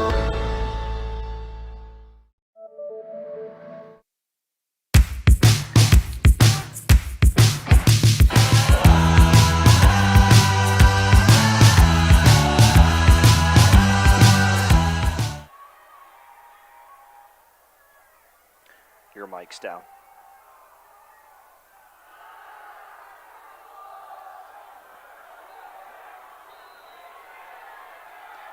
And welcome back to the Anytime Auto Sales Service and Detail broadcast booth.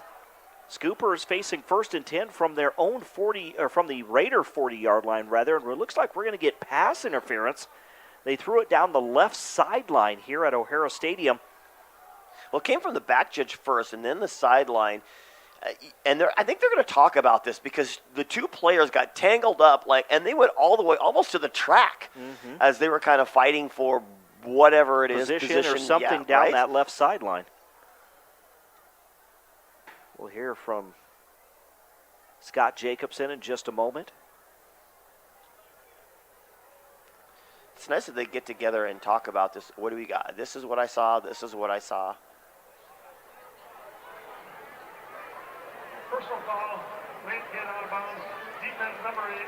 A 15-yard penalty assessed from the previous spot. First down. So against the Raiders, late hit out of bounds. That will move the chains. And it's funny because it's almost like there are due to have one of those every game, somehow, some way. It's hard play. It's still illegal. It's hard play, and so, as a coach, you got to say, guys, we got to keep our heads in it. Obviously, right now, it's not as serious for them as a team, but they really got to be able to not lose their composure at the wrong time. The ball now on the Raider 25-yard line. No safeties. Owen Cass from the gun, fakes the handoff, screen pass to the right side, escaping one tackle. Getting to the 20 and now close to the 15-yard line. That was number 27. That's going to be Braden Temple. He's going to come up just shy of that first down. And Miles Schmaltz, he wasn't the safety last time we were here. He came in. It looked like he had a dead-on run at it. Was going to make a nice hit. He kind of grabbed him, and Burnt did a good job of keeping his balance, stepped out of it, and got some yards. So now the Scoopers in the red zone. They're trying to score here before halftime, trailing 28-7. Owen Cass goes from the shotgun as the ball is on the right side hash marks, fakes the handoff. There's the pass, and it's incomplete. And I'm not sure it was intended for number 80. That's Hutcherson. So, Hunter Harrison. Maybe a little too tall for him. Roughing the passer now against the Raiders. So those are some big penalties back-to-back or nearly back-to-back. The late hit out of bounds and now roughing the passer. Yeah. And sometimes, it's hard. You got a tough defense who plays hard. You want them to play hard. Yep. When you play East River schools, they're going to play hard. So you don't want them to let up on the gas, but they have to be able to play smart, and we're going to get a timeout by the Raiders and say, look, we got to get together here, 53 seconds. We got to get together, make sure we're on the same page, keep our focus. And now 1st and goal coming up. After this timeout, it'll be 1st and goal. We'll keep it here. We are just 53 seconds from halftime. We'll have our halftime show coming up. Of course, this is game 2, so earlier tonight it was Sioux Falls Jefferson who defeated Rapid City Central 35-6. The Central Cobbler scored right as the horn went off. Time expired there in that ball game, so there was no extra point attempt. But 35-6 was the final. Of course, we'll have more scores coming up for you in our halftime show. And that honestly, the Cobblers played at certain points in the game, first quarter and a half, and then part of that second half, kind of in the third quarter, they had moments where they played like a competitive team. The problem is you got to put a complete game together. You got to cut your mistakes down to nil, especially when you got an uphill battle. Better than I've seen all season. So 1st and goal now for the Scoopers. They put a man in motion. They'll hand it off to the right side. Is that Burnt? Once again, number 23 gets inside the 5, stretches out, gets down to the 2-yard line. So the Scoopers knocking on the door with 42 seconds remaining. 2nd and goal. And now who takes the Sturgis takes a timeout. So both teams now with 1 timeout remaining. Scoopers, again, they have that lone touchdown by Connor Burnt earlier on a 13-yard scramble, and now trying to cut into this lead before halftime. I can totally see the Raiders, trying to, get a double A gap blitz or something inside to try to put tons of pressure on them. And I can see Sturgis thinking that and then trying to, swing the ball to the outside, maybe even to Hunter Harrison. Get him in a spot where he just kind of sneaks out somewhere, blocking tight end, sneaks out somewhere in a simple little pass pattern. Get Owen Cass to kind of roll out, buy him a little bit of time. They in a hurry come up to the line of scrimmage there. They hand it off. Burnt trying to get into the end zone. He's going to be stacked up, stuffed there at the line, or right before the goal line. He's going to be close, I think, with just inside the 1-yard line. They're going to take that last time out. They do with 29 seconds remaining. They will spot the ball just inside the 1-yard line. In that situation, you got 2nd down. You got 2 timeouts to work with, 1 timeout to work with. You got to put 2 plays in. That's what you got to have your kids ready to go with 2 plays. Hey, this is what we're going to do. We're going to run this play, and if you're not going to do a pass play where it's a potential incomplete, if we're going to run this play and it doesn't work, we're going to come right back, catch the defense off kilter, get right back in it, and run another play right away, even like a totally odd play, something like that. Not run back and run another kind of dive in.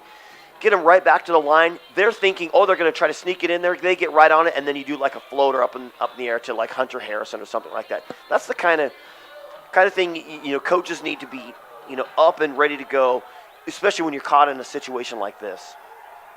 3rd and goal, ball inside the 1-yard line. Cass. There's a fumble. The ball's on the ground, and the Scoopers, I think, hold on to the football.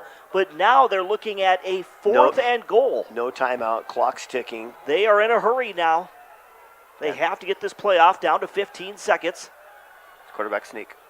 And it is. It's going to be. Oh, nice push, though. A nice push and a touchdown for Owen Cass. See, that's what they needed to do the play before. Is that the play didn't work out. They had to get right back in it and just bang and just go right away with the next play. And it just good push that time by the line, able to push a very stout defensive crew for the Raiders into the end zone. So about a 2-yard push there on that quarterback keeper for Owen Cass. And here's the extra point attempt by the Scoopers. This one is up, and it is through the uprights with 9 seconds to go in this second quarter on the State Farm scoreboard. That makes it the Raiders 28, the Scoopers 14, and that touchdown is powered by Rapid Skills. Rapid Skills is Rapid City's premier athletic training facility with professional coaches and trainers. Take your game to the next level at Rapid Skills. Visit rapidskillsathletictraining.com. Wow.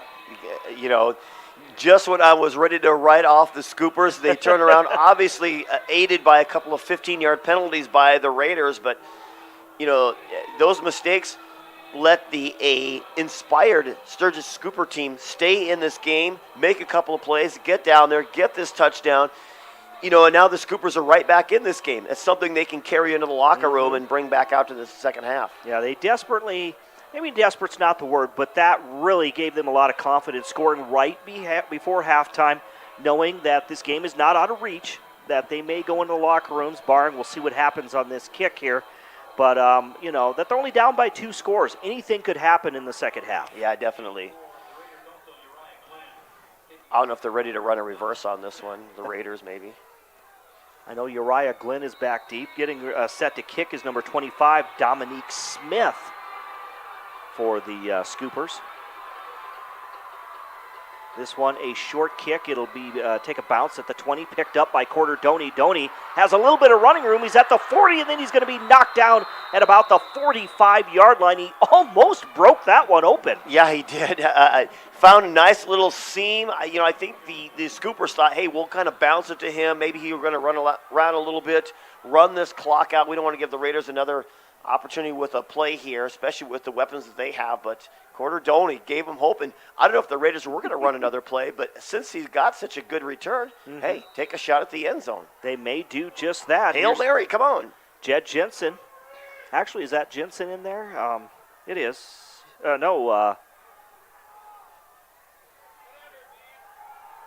Yep, it's Jensen. Gets rid of the football. That's Scott on the far side, out to midfield. He hits into one defender, and that is where he is going to be down, and that's the end of the first half here at O'Hara Stadium. On the State Farm scoreboard, insured by agent Scott Carlson and Matt McCormick, it's Rapid City Stevens 28, the Sturgis Brown Scoopers 14. We're back in 2 minutes. The halftime show coming up next, right here on 106.7 FM, 1150 AM, Fox Sports Rapid City, foxsportsrapidcity.com, and online at GoRaidersLive.com. When you're the bank, Limestone canyons, flowing waterfalls, and pristine beauty make Spearfish a sanctuary for those seeking the ultimate escape. Outdoor enthusiasts will find top-notch sport climbing, mountain biking, and UTV OHV trails. Guests are steps away from peaceful hiking trails and tranquil streams. Relax and rehash your day's adventure at one of our award-winning local breweries. Finding rest is an important part of any adventure. Lodging in Spearfish comes with a variety of choices, from cabins, B&Bs, and campgrounds to the comforts of your popular brand-name hotels. To find your unique adventure in Spearfish, go to visitspearfish.com now. Star Spangled Batter on Jackson Boulevard in Rapid City, South Dakota. Famous for their delicious cakes, cupcakes, and other tasty baked goods. But did you know they're the only bakery in town to offer free consultations? Not to mention free samples when planning your big or small wedding. They also take special orders for that special party for that special someone. Check out their daily specials on Facebook or call ahead to grab some goodies for the office on your way to work. Star Spangled Batter is a proud sponsor of Rapid City sports and activities on liveticket.tv.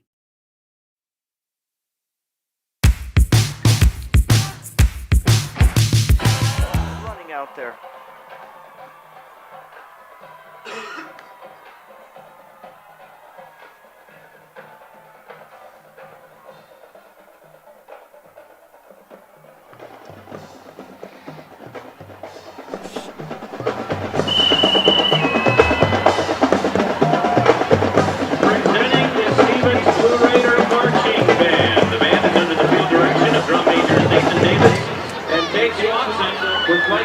Stevie Martin, Adaya Bull, and Casey Kirschneman. This year's show is entitled The Music of Sir Elton John. It will include the songs I'm Still Standing, Love Lies Bleeding, Your Song, and Saturday Night's All Right.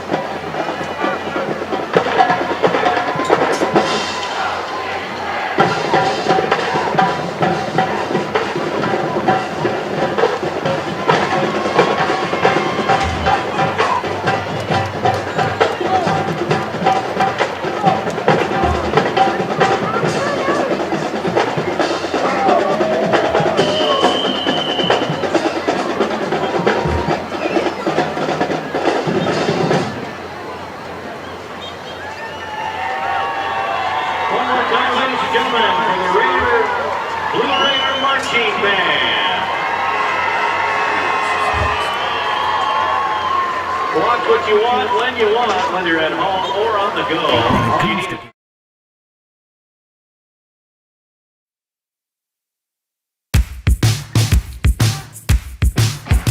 comes to protecting what matters most, keep it simple. Insure your car and home with Farm Bureau and you'll have a combined policy with one deductible that can cover it all. That means faster claim resolution and less hassle. Plus, you can save money in the long run. It's the quick way back to normal, because with Farm Bureau, you've got an agent who can make things right when things go wrong. Farm Bureau agents make insurance simple.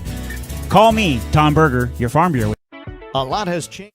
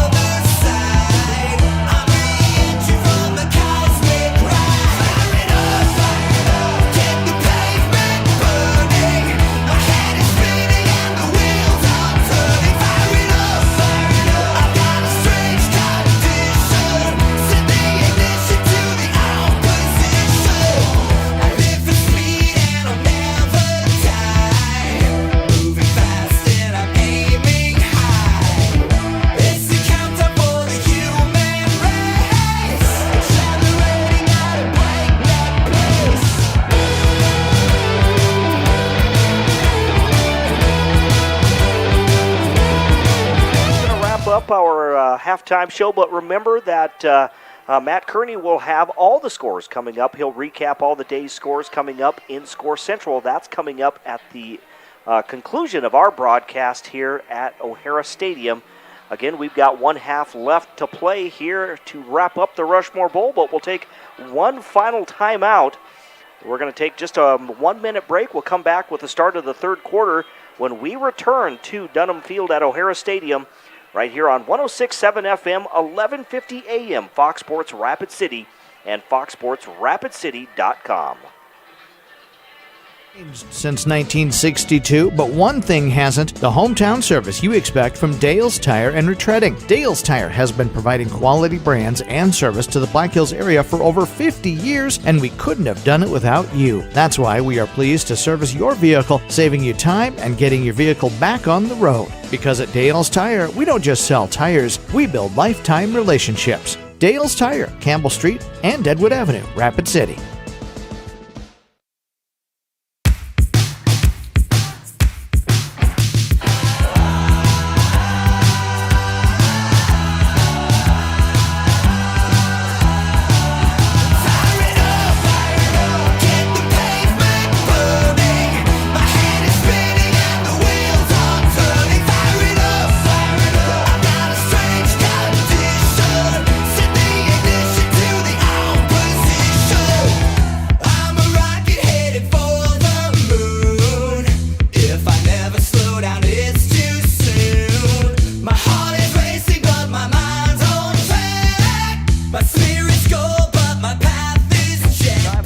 Service and detail broadcast booth with Dean Gurr. I'm Jerome Wickersham. I'm sure they put 3 more minutes back up there on the scoreboard, so these two teams are still warming up. Again, Rapid City Stevens leading here at halftime over the Sturgis Brown Scoopers, 28-14. Again, coming into this ball game, Rapid City Stevens, they are just 1-3 on the season. They've been competitive in games. Things look very promising. I know they were feeling pretty good after that game against Sioux Falls Roosevelt when they defeated the Rough Riders out here. Now trying to get that second win of the season for the Sturgis Scoopers. they are still looking for that first win. Dean, and for the Sturgis Scoopers, they're 0-4, but I think they don't look like your typical 0-4 team. I mean, they are playing good football. Just they're in a very tough division in that Class 11 AA. You're right, and so they could have easily beat Pierre. They probably should have beat Spearfish. But more competitive Spearfish is this year. Obviously, the other games, you get outmanned a little bit, but they have really kind of turned it up and maybe underestimated Spearfish. But yeah, you're right. Just the way they play, there's some playmakers that can make some plays. And, you want to say that maybe their defense is doing fairly well. I'm not sure. I think that's probably their weakness. Even though they played Pierre, really tough, and I think Pierre only scored like 19 points or something like that against him, so it wasn't a lot. But I think there are plenty of mistakes there. So I think they're not going to be able to count on their defense to kind of like the Raiders do, that has talent all over the place. Not be able to count on their defense to come up and make a huge play for them or something. They're going to have to rely on their playmakers on offense. Owen and Burnt and Hunter Harrison to be able to kind of do some things for them in order to make things happen. They're going to have to count on them week in and week out. They can do it. They can make those plays. But if they, aren't able to, capitalize on opportunities like they should have in the last couple of games, then you got a team that has lots of potential that leaves it on the sideline instead of leaving it on the field. So we get set to start this third quarter. The Sturgis Scoopers will be kicking off. That's going to be number 25, Dominique Smith. I think they're anticipating an onside kick, kind of the way they're adjusting themselves, are the Raiders.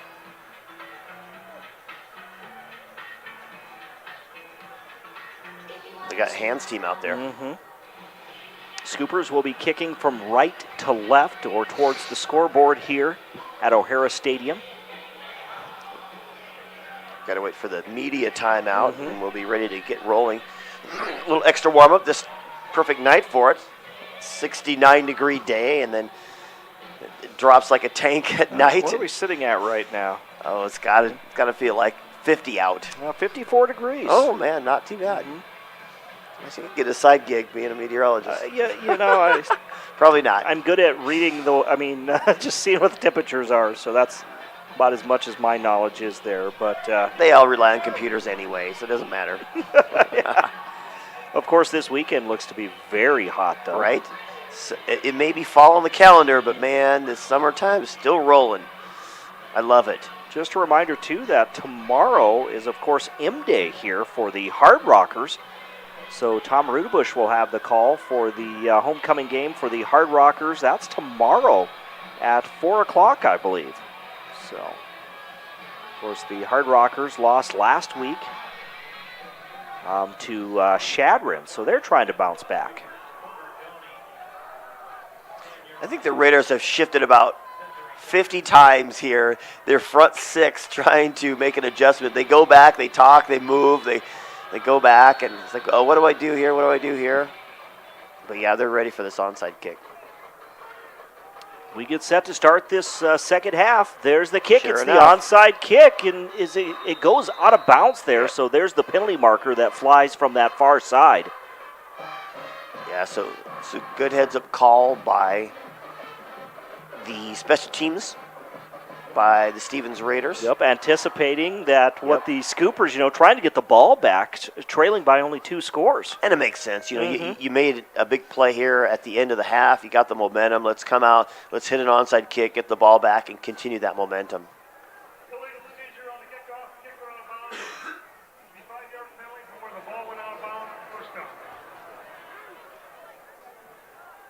So it'll be a 5-yard penalty from where the ball went out of bounds. That'll be placed in at the Scooper 48-yard line. Here comes the Raider offense then. They go to work. And what a big series right now for the Scooper defense. Can they come up? Can they make a play? Can they keep the Raiders from extending this lead?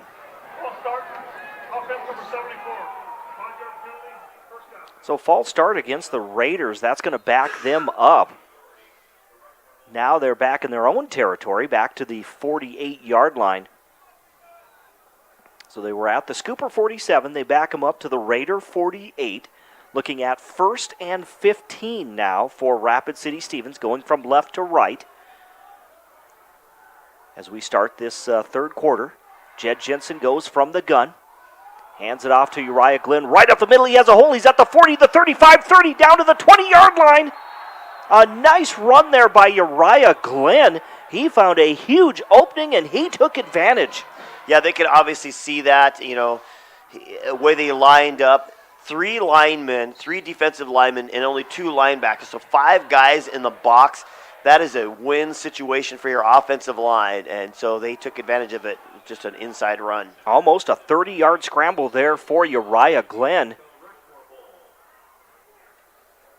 And they are starting the clock. They had stopped it, so they right. Get the, you get the first down, they move the chains, but then they got to start it again once the signal comes. 1st and 10 from the 17-yard line. They hand it off to Glenn once again. He's going to be stopped at the 15-yard line of the Scoopers. So that's a gain of about 2 yards. Now looking at 2nd and 8 coming up for the Raiders. Tried to dip back into that well again. The Scoopers were ready for that. Again, Rapid City Stevens wants to come out in this third quarter after they got scored on. They want to make a statement. They'll put 2 receivers to the right. 2 to the left. Jed Jensen from the shotgun. Again, a little jet sweep. They'll hand it off to Nelson. Nelson puts his shoulder down. He plows into the defender. He's going to be stopped just shy of the 10-yard line, maybe the 11. But that'll bring up 3rd down for the Raiders. That's too bad. There were a couple of Scoopers right there, had a chance to make a play. You make a big, huge play in the backfield like that and just get some momentum for your team. But unfortunately, Nelson was able to turn that corner and head upfield. Gunnar Roloff, number 22 for Sturgis. He was right there. I thought maybe he was going to get there and make the play, but just couldn't. Rapid City Stevens was taking too much time, so they're going to take a timeout. Again, it just seemed like it took way too long to get the play in to Jed Jensen that time. Yeah, and it's funny, they got that big play, that big momentum one, and now they've had a couple of plays that haven't quite been what they're kind of looking for. So now they got to get together again. That's kind of not what you want to see. We saw the big play, and then all of a sudden they've struggled, and you want to see a team come out and ready to go, fire on all cylinders, and click and show that they deserve a 2-touchdown lead. So the Raiders regroup. They come out after that timeout with 10:20 to go in this third quarter. They lead the Scoopers on the State Farm scoreboard 28-14. They're now looking at a 3rd and 5. Ball on the right side hash marks. Jed Jensen will go from the shotgun. Fakes the handoff, looks to the end zone. A little poster out there by Easton Ogle, but he drops the football. It looked like a pretty, a well-thrown pass, a good route, but just did not come together for Rapid City Stevens. Right in the hands. And, that you don't see that too often. I don't think Ogle drops too many passes, especially on an opportunity like that. So instead, Parker Mesmer will come out. It looks like he's going to attempt a field goal. Parker is a 6'4", 178-pound sophomore. He's going to be kicking from the 20, so looking at a 30-yard field goal coming up.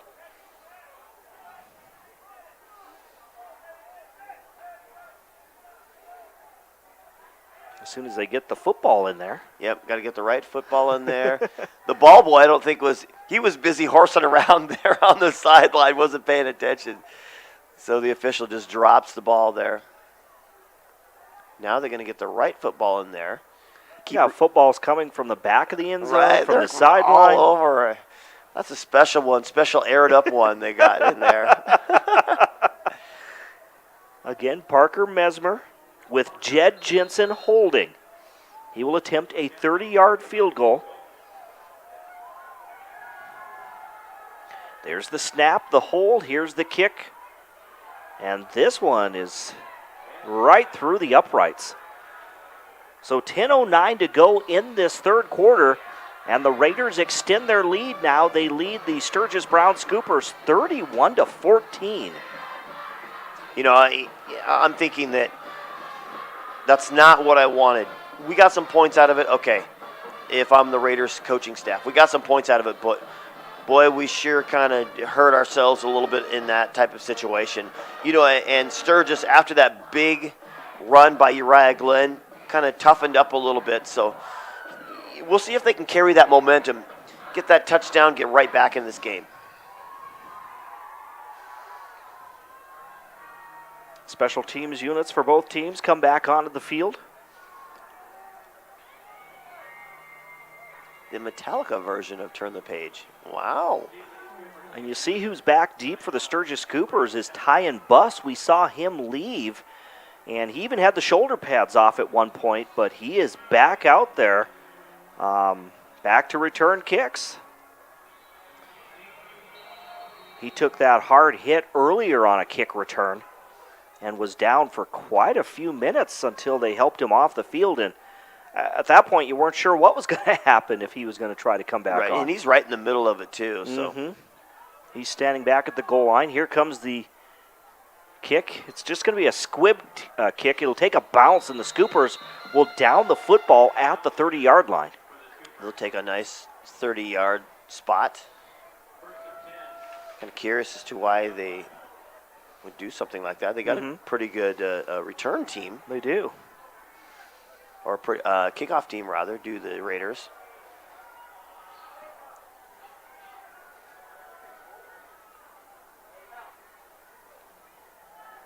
So here come the Sturgis Scooper, or the Scoopers offense. They'll try to get things going. They had that momentum heading into the locker rooms. They did hold the Raiders to that field goal. Now trying to answer. Two receivers to the left, one to the right. From the shotgun, Owen Cass. There's the snap. He'll drop back. Quick pass to Harrison, and Harrison, I don't know if he took his eyes off the football, but it's incomplete for Hunter Harrison. Yeah, just, again, the Raiders are coming quickly. He just needs to get the ball, get it out quickly. Great play call. He just couldn't get his hands on it, make a play. He was going to get gobbled up either way, but you want to know that you can get the ball into your playmaker's hands.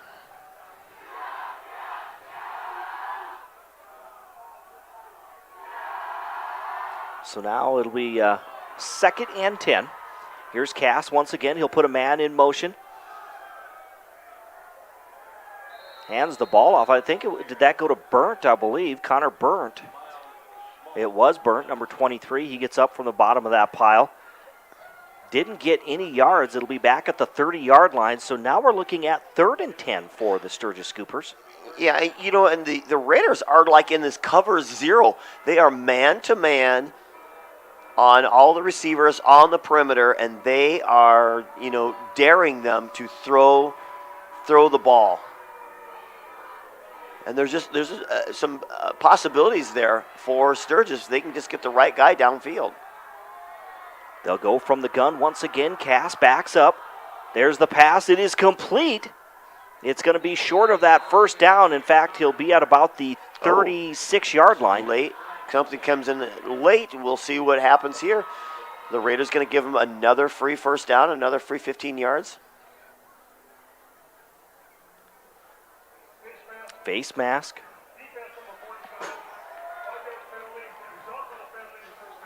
So a 5-yard penalty, that's going to be enough to give the Scoopers that first down. You know, that's not so bad. I got that. Sometimes your hand just gets caught in the wrong spot at the wrong time. You're trying to make a play. I totally get that. obviously I don't want to give him a first down. But if I'm the coach and that happens to my player, I'm like, hey, man, shake it off. Cass hands it off to Burt once again, right up the middle of the field. Maybe got a yard. They were 1st and 10 from the 41. I think Roloff came in, number 22. He came in and kind of spelled Burnt on that one, and so but either way, they're trying to work it up the middle, and I'm telling you, that's the teeth of the Raider defense. And I don't know if they think they're going to try to catch them off guard by doing it, or trusting the line's going to open stuff up. I don't know that it will. They'll go trips left, one receiver to the right. Cass once again takes the snap, drops back, looks to his left, and now he's in trouble, and he's going to go down at the 38-yard line. I mean, he had opportunities. I think it kind of looked like Cass was kind of looking at what was in front of him instead of looking downfield. It looked like he was going to settle in, had an opportunity to make a play, nobody open, and then he kind of looks down, what's in front of me? Do I got a spot? Tries to take off, and the Raiders just do a great job of covering it. So now we're looking at 3rd and long for the Sturgis Brown Scoopers. Again, 7:35 to go here in this third quarter. It's 31-14. Raiders with the lead over Sturgis. 3rd and 13. Cass drops back. A little screen pass there. A couple of players look like they were tangled up, and then a flag that comes in from this far sideline. Yeah, that one's kind of hard to, I think, kind of hard to officiate. Because if the pass is beyond the line of scrimmage, then you've got ineligible players downfield. Because the line of scrimmage is what, the 37-yard line? 37-yard line, yep. And the ball landed about the 42-yard line. There were, like you said, there were pockets of bodies kind of lying all over the place. So we've got guys coming in, and where was the intention?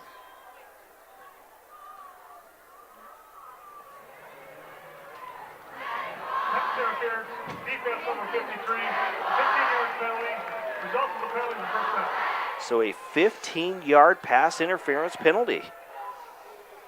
Right, yeah, there was just, because when he threw it, there was like nobody there. So, what happens? Was somebody in the wrong place at the wrong time? You got to let him catch the ball. So he must have tackled the guy or got tangled up or whatever, and not able to allow the receiver to kind of get out and get into the space. So now the ball on the 47-yard line of the Raiders. Trips right, one receiver to the left from the gun. There's the pass down the middle of the field. I think it was tipped.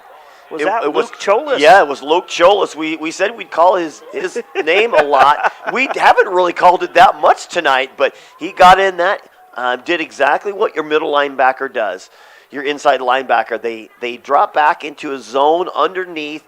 They read the quarterback, and so when you got like a little quick slant play, a little post play, he dropped back enough and got his big arm right in the middle of that passing lane. So now 2nd and 10 once again, dropping back. Little screen pass there, but again, it was tough to try to get it into the receiver. Yeah, I think the closest receiver was the Raiders' number 44. What's that? Jevin McNabb, you talked about him being the nose tackle. He was right in the middle of that. Intended for number 22, Gunnar Roloff. So now we're looking at 3rd and 10. Clock is stopped after that incomplete pass.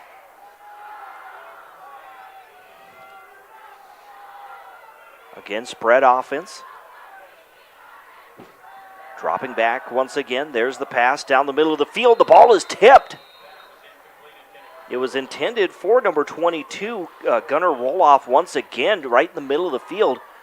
Again, it was a short pass. It wouldn't even have been enough for a first down unless, obviously, you can get your catch and run, but still, it was just a short dump off there. Yeah, he was well covered there, but, Cass had to get rid of it. He actually made a pretty good throw. It was, that was he rifled it in bullet there. Yeah. coming, but he had a Raider linebacker bearing down on him right in his gut and had to get rid of it, but did a good job. So the Scoopers will take a timeout. That is their first charge timeout of this half with 7:04 to go in the third quarter on the State Farm scoreboard. It is Rapid City Stevens 31, Sturgis 14. We're back in 30 seconds right here on Fox Sports Rapid City and foxsportsrapidcity.com as well as GoRaidersLive.com. Join the team and take on your legacy. Since 1862, the South Dakota Army National Guard has been ready to defend our freedom and our way of life. When our nation calls, we are there to help our friends, neighbors, and communities in the event of forest fires, floods, tornadoes, and severe winter storms right here in South Dakota. Now we want you to write the next chapter in our rich history of the South Dakota Army National Guard. Visit their Facebook and Instagram pages or nationalguard.com/SD.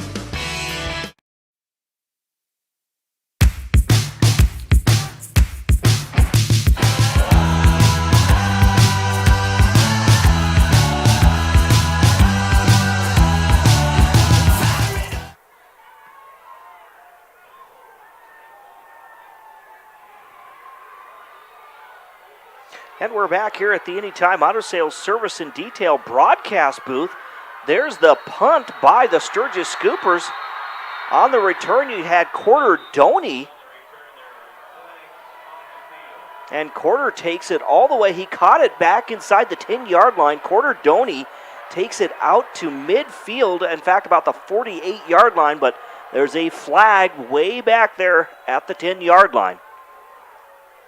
So this one, early indications that this one is coming back. Again, back here at O'Hara Stadium on the Anytime Auto Sales Service and Detail broadcast booth. Dean Gurr and Jerome Wickersham with you on this Friday night.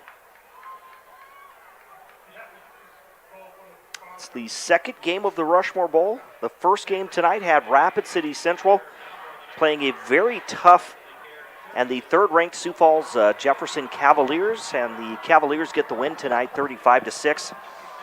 Right now, the Raiders of Rapid City Stevens leading the Sturgis Scoopers, 31-14, 6:47 to go in the third quarter.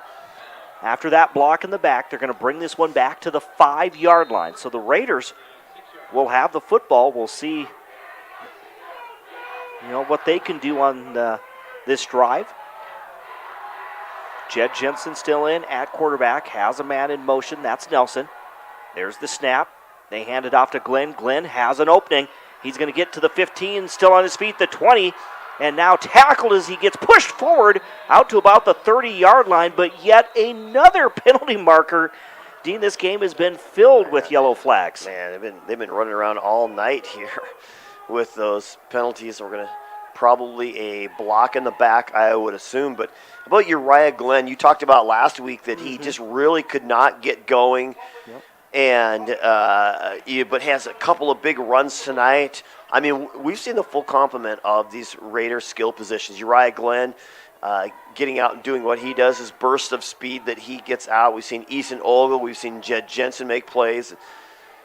Just using their ability, but this hold is going to bring it back. And another mistake for the Raiders is they're trying to extend this lead, but if they can't keep letting Sturgis back in it. They will put the football back at the 10-yard line, just inside the 10. Now looking at 1st and 6.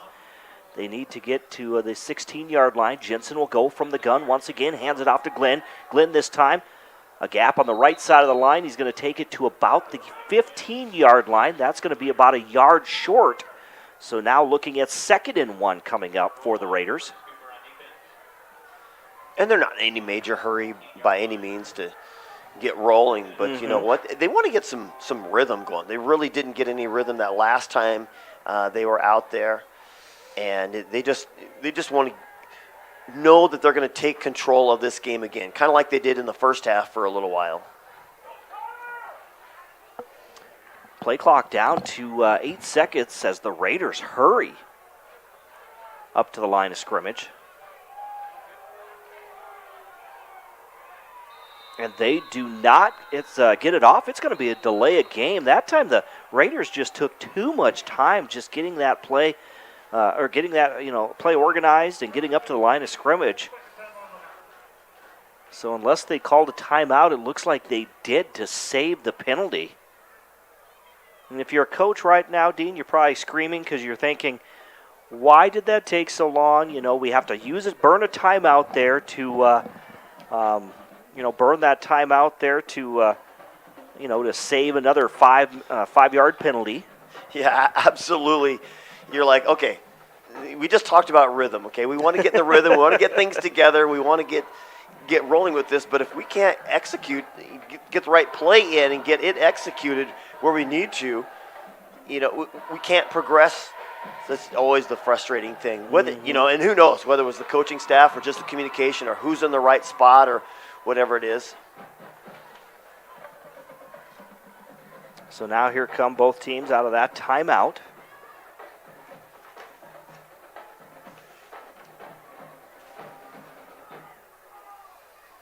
Rapid City Stevens now, they'll still be 2nd and 1, but again, they burn that timeout. The Raiders now with only 1 timeout remaining this half, while the Scoopers do have 2 timeouts remaining. Score remains 31-14. 2nd and 1, they hand it off to Glenn. Glenn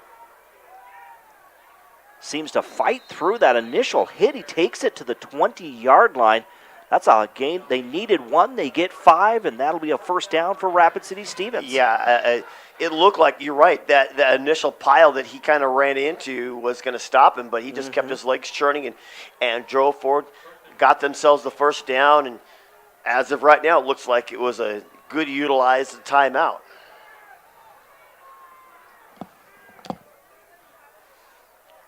Just under 5 minutes to play here in the third quarter. Jensen once again has Scott in motion. There's the handoff to Glenn. Glenn has another opening. He's at the 25, the 30, out to the 35-yard line. Wow. Glenn has been running hard. Of course, after being stifled last week, just could not get that running game going. He is definitely proving, his speed tonight, his athletic ability, moves the chains once again out to the Raider 37-yard line. Like Dean said, they're not in any hurry to, they're up 31-14 and no hurry to score, just finding that rhythm. Right, but Uriah Glenn, he's just bursts of speed, just do some amazing things. A screen pass to Caden Nelson, but again, he was hit immediately. He makes the catch, but he's going to lose about a yard back to the a yard or two back to about the 35-yard line.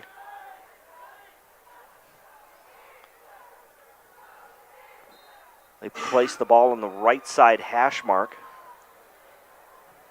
And they're going to stop the clock.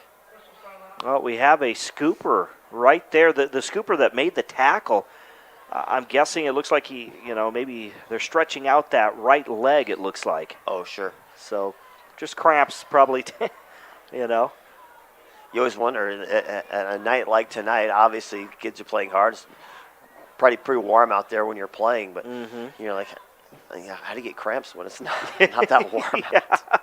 Yep, exactly. But either way, just the Raiders, I think, are just, trying to spread the ball out, a little bit. They've a couple of big runs up the middle, so the Sturgis defense tries to make that adjustment, bring some linebackers inside and try to kind of clog up some of those holes, shoot a few gaps in the middle. So the Raiders, try to counter. It's always the X's and O's, the brain games that you play with the opposing coordinator, trying to figure things out. And you get those quick ones to the outside, and they can be so deadly when you're blitzing up the middle, and all of a sudden you got a one-on-one guy on the outside, and he makes a move, makes a play, and he's up the field. But Sturgis did a good job that time, corralling and making the big hit. So Connor Burnt was the scooper that they were stretching out his leg there. He appears to be okay, though. We're looking at 2nd and about 12. Jensen out of the gun, being pressured, gets rid of the football. Coming back for it, I think it wasn't Trocamoinen. There was two receivers there. Yeah, two. Easton Ogle. Underthrown ball, yeah, you're right. I don't know if it was for Trocamoinen or if it was for Easton Ogle. Ogle, yeah. Right, because he came back. There was a defender for the Scoopers right there. And, Jensen can usually make those throws a pretty good one, so it was well underthrown. I don't think it was intentionally underthrown. So now we're looking at 3rd and 12 for Rapid City Stevens. 3:37 left in the third. They're on their own 35-yard line. They'll go spread offense, 2 receivers to each side. Timeout. There's the Cut it snap off. out of the gun, right down the middle of the field. The ball is thrown behind Caden Nelson. He made that cut inside, and the ball was thrown behind him, and it falls incomplete. And boy, are the Raiders just discombobulated right now, or what? They just don't seem like. I think it all comes down to what you used earlier, rhythm. They're out of sync right now. Yeah, they're not. They can get the plays in. I don't know if they're running the right routes or if there's a communication. I mean, clearly Jensen's not hitting them in the right spots. So it just, I think, when the pressure gets on, maybe Jensen does a better job of stepping up in that opportunity. But, right now he's not playing well. The team in general is just not on the same page. And I'm sure Coach Scott's like, all right, guys, if we have to punt this thing away. Once we get back on offense, let's get it together. So the Sturgis Scoopers, they will take a timeout with 3 minutes and 30 seconds to go here in this third quarter on the State Farm scoreboard, insured by agents Scott Carlson and Matt McCormick. It's Rapid City Stevens 31, Sturgis 14. We'll take a quick 30-second timeout right here on Fox Sports Rapid City.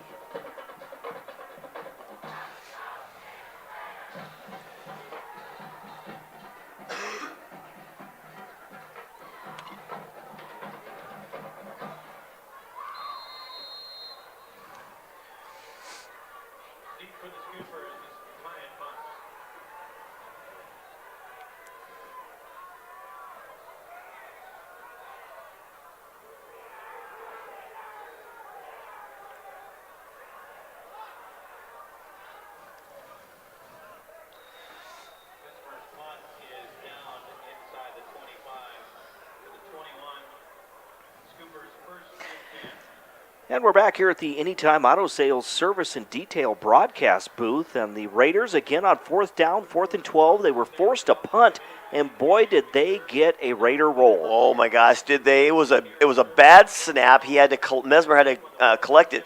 I think the punt traveled in the air about 20 yards and it rolled probably another 30 yards. It seemed like. All the way down to about the 20-yard line of the Scoopers. Yeah, but I think it landed on about the 40, and it literally took off like a ball hit through the infield.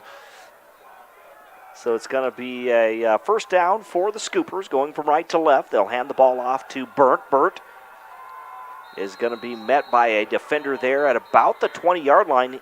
It looks like he just got back to the line of scrimmage, so now 2nd and 10 for Sturgis. Yeah, I think they're just trying to kind of set things up there for some sort of a different play. I don't think running it up the middle is going to obtain what you're looking for. I realize you still got a whole just over a quarter to go yet, but you're still down by 3 possessions. You're right. Now they go trips left, 1 receiver to the right, dropping back. There's Cass. This time he overthrows the receiver. He was trying to get it to a receiver going up that right sideline, Gavin Leitenberg, but he is thrown well ahead of Leitenberg and goes out of bounds. I don't think Leitenberg was ready for it, too. I think Owen probably thought he was going up the field because when he threw it, Leitenberg really wasn't running. It was almost like he kind of settled over on the side, and I don't know if he kind of saw Owen run, so he thought, hey, I better start blocking so he can get up the field, or if that legitimately was his route. You hear that crowd getting into it, or at least we can hear it here. You can hear it on our Nat sound mic.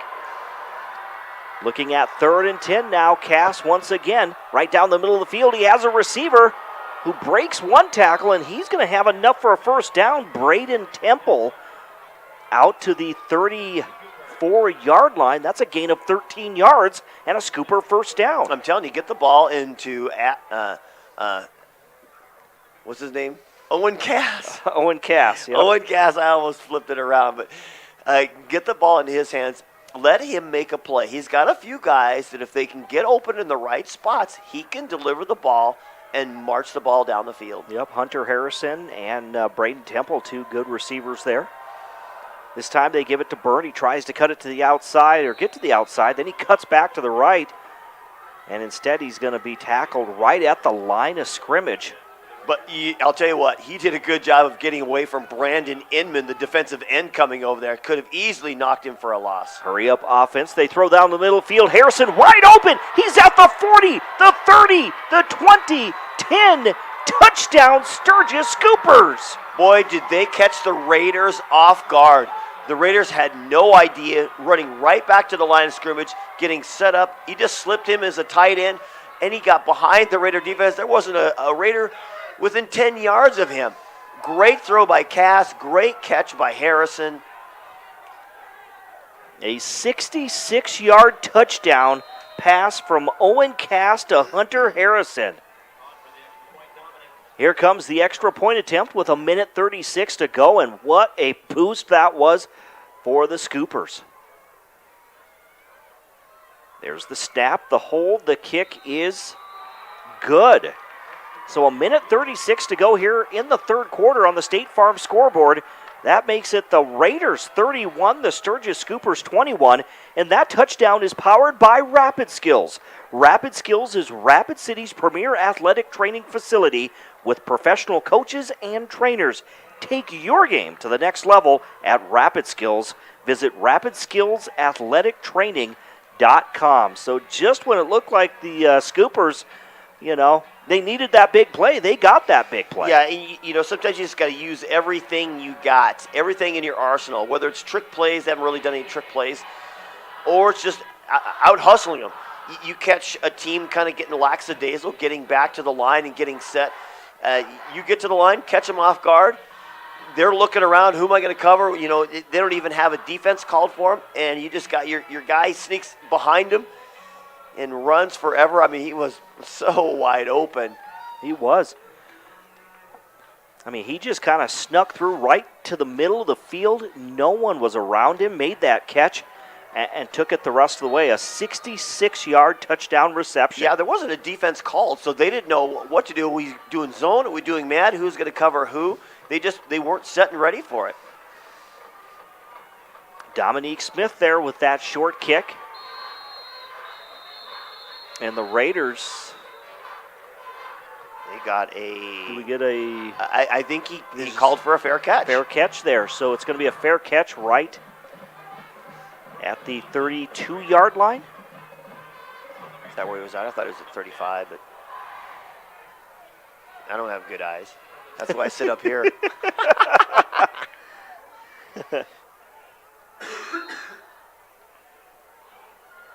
I wait for my eyes to get going when I'm on the basketball court. So again, we're down to the final 93 seconds of this third quarter. It's the second game of the Rushmore Bowl. Rapid City Stevens by 10. Jensen under center, fakes the handoff, rolls out to his left, escapes one tackle. Now he's coming back to this near side, gets rid of the football, and it's dropped Uriah Glenn. in and out of the hands of Uriah Glenn. Oh, man, he had daylight right behind him. How about Jensen keeping himself alive? I saw an absolute pancake block on the far side where he originally ran and had to turn around and go the other way. Dylan McCollister, a sophomore, kind of looked like he had just absolutely pancaked a scooper over there. And I honestly thought Jensen was down, and then all of a sudden here he comes running around to this other side.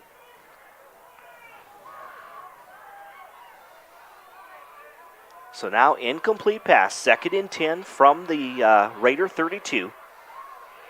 Jensen from the shotgun, hands it off to Glenn. Glenn tries to break it to the outside. Instead, he's going to be stopped right at the line of scrimmage. And now the Raiders facing a 3rd and 10, again from their own 32. Yeah, and the Scoopers actually, I said that their defense is kind of always the suspect, but right now I think they're with the Raiders kind of mixed up lack of conformity, and the Scoopers coming up. Denver Stevens was the last player to make that big play for the Scoopers. Jensen drops back from the gun. A little out route there, but it's underthrown to Caden Nelson. So now 4th down coming up for Rapid City Stevens with 43 seconds to go in the third. Is Jensen hurt? He's running around, but definitely been off on the passes in this second half. Definitely, just not there, and the Raiders are just, it's almost like they're begging the Scoopers to take this game away from them. Scoopers, trying to pick up that first win. They're determined tonight.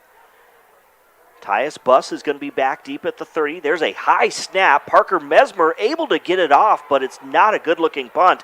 It does take a Raider bounce, then it just dies there at midfield. So the Scoopers are going to have great field position here with 33 seconds to go in the third quarter. I don't know if it was partially blocked. It was spinning sideways as it was going, so I wasn't quite sure. But I know with that such a high snap, Mesmer had to get it off quickly. Yeah, and the last one was equally as bad that he had to get off with. So, again, you got to beat him in all facets of the game, and if you can't execute, no matter where it is, whether it's your special teams or just your mentality or what it is, you got to be ready to play. Scoopers will come out to the line of scrimmage. Raider defense looking to hold. There's Owen Cass, fakes the handoff. There's the pass, the out route. It's going to be caught by the receiver. That's Braden Temple who made the catch. Looked like he took a hard hit there as he made that catch. Yeah, he got wrapped up in his legs and was kind of slowly falling down. I think the Raiders, again, trying to play physical, got over there and finished him off.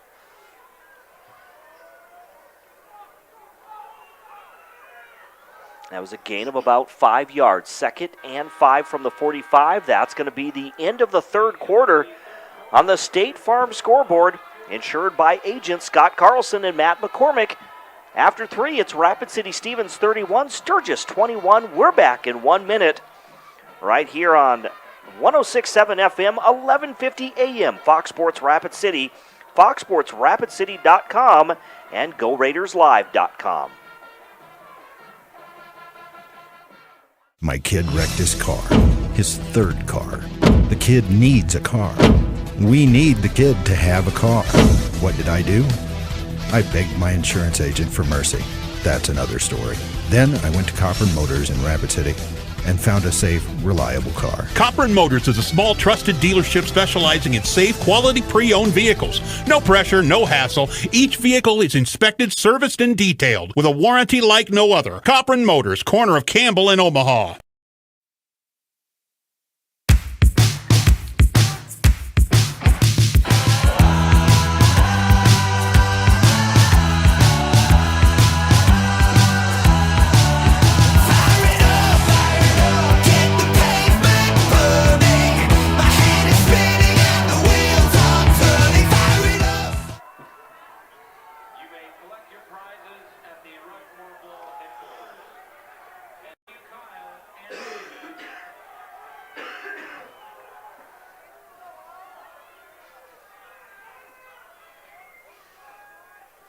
Welcome back to Dunham Field at O'Hara Stadium to the Anytime Auto Sales Service and Detail Broadcast booth. Jerome Wickersham and Dean Gurr with you on this Friday night, the midway point of the high school football season. Dean, I know football the football season, high school football just goes by so fast. Oh man, I can't. It was just August, and we were excited about to get out there and do some games and everything, and all of a sudden, boom, boom, boom, here we are. It's practically the end of September here. That's next weekend, and It is definitely going fast. Of course, they're on a media timeout right now. I think we're back into the action, though. We'll get set to start this fourth quarter. The Sturgis Scoopers have the ball. 2nd and 5 on the Raider 45. There's the snap to Cass. Cass hands it off to Burt. No, I'm sorry. It was kept by Cass on that designed option there, or quarterback keeper, rather. And he's going to get a couple of yards. I thought he handed off there, but we're looking at 3rd and short coming up now for the Sturgis Scoopers. Yeah, I know. I can totally see the pass coming. There is not a Raider farther than 5 yards off of the football, even less than that. Nobody back there. 3rd and 4 is what they're calling it. Here's Cass, low snap, drops back from the gun. in trouble, but he had to get rid of the football quickly. He was getting feeling the pressure, and Connor Burt wasn't even ready for it, so it falls incomplete. Yeah, and I'm not quite sure, he would have, if he could have got it, if he's going to get upfield and do what he needed to do, I thought maybe he might go to the left side. One-on-one, I thought the receiver was looking like he was going to get there, but like you said, he was hurried, so he had to get rid of the ball quickly, and the Raiders' defense helping their offense out. Looks like the Scoopers will punt on 4th and 4s. They want to try to pin the Raiders back deep. There's a punt. Nice punt. Go inside the 10-yard line. Here's Corderdoni. He runs it out, cuts back to the near sideline, up that to the 20, the 25, out to the 30. Still on his feet. He breaks one tackle. He's still moving as he gets to midfield. A nice run by Corderdoni. He never gave up on that return. Yeah, absolutely. We're going to get a block in the back here. At the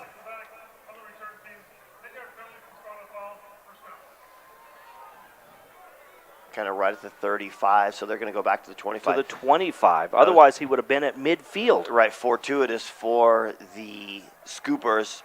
Looked like it was a great punt. And you teach your punters, you teach them to pin them back in the corner, not necessarily go down the middle of the field, back in the corner. He had to pick it up at about the 6-yard line.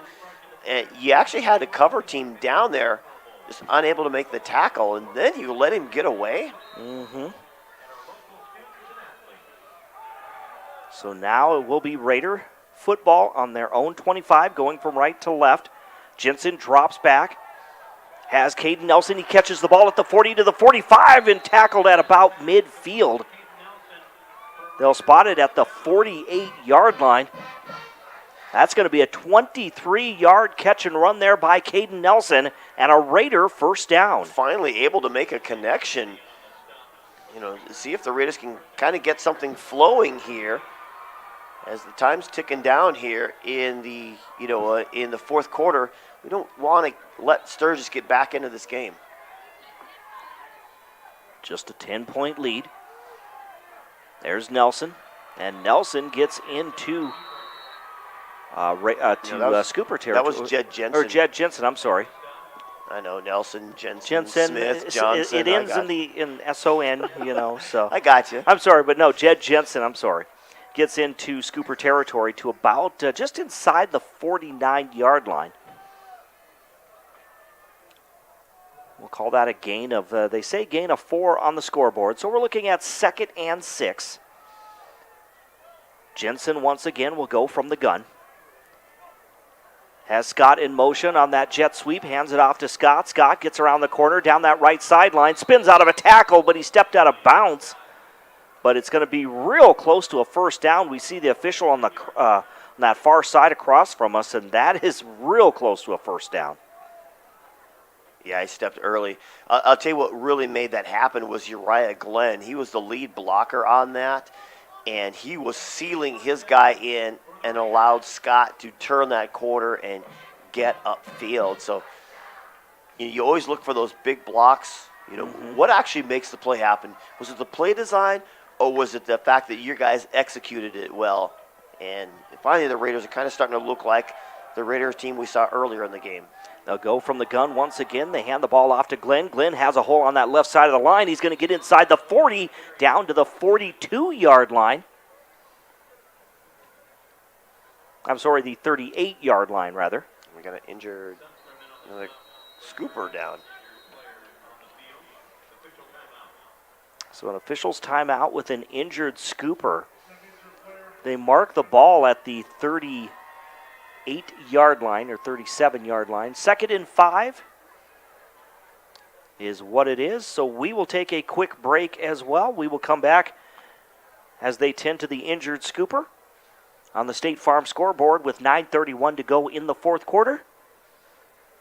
It's the Raiders 31, the Scoopers 21. In fact, we will keep it here. The injured Scooper did get up, appears to be walking off on his own power. Is that Gunnar Roloff? Was that 22? 22, yep. Gunnar Roloff, the 5'8", 181-pound junior.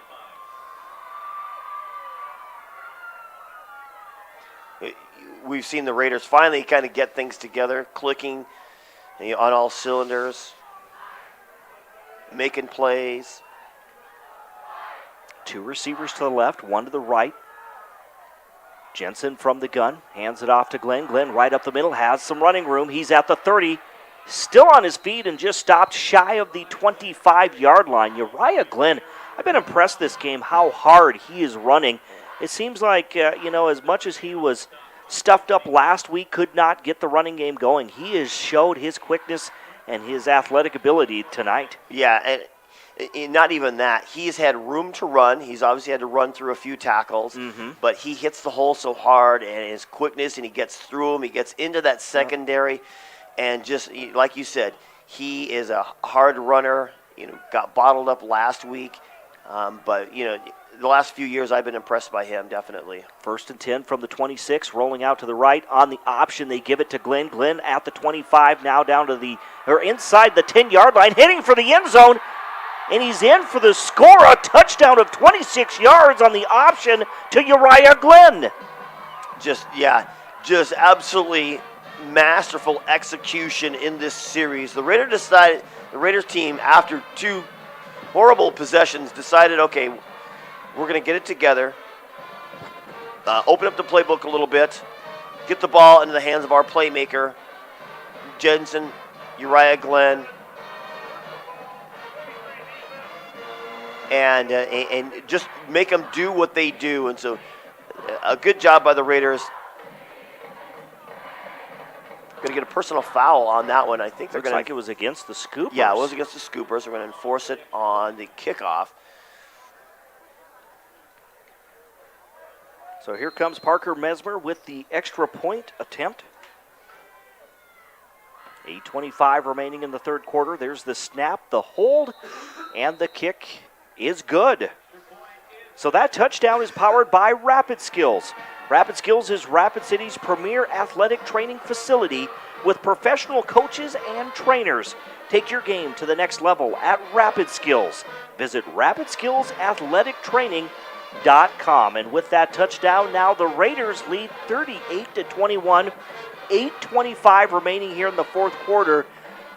I'm not saying that the game is out of reach, but boy, does that give some comfort there to the Raiders. Yeah, the Raider defense has been really kind of, carrying things. The offense started clicking for a while. Then they started sputtering, but the Raider defense has just been solid. And so now it's back in their court. And, Sturgis has made play after play, and they're game, and they're going to continue to make those plays. But I think the Raider defense is ready to kind of show, look, there's a lot of talent on the offensive side, but we are hard, tough fighters, and I think they're going to really show up in this series right here.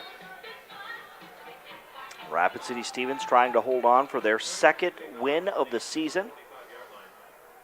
Just 4 games remaining for both of these teams.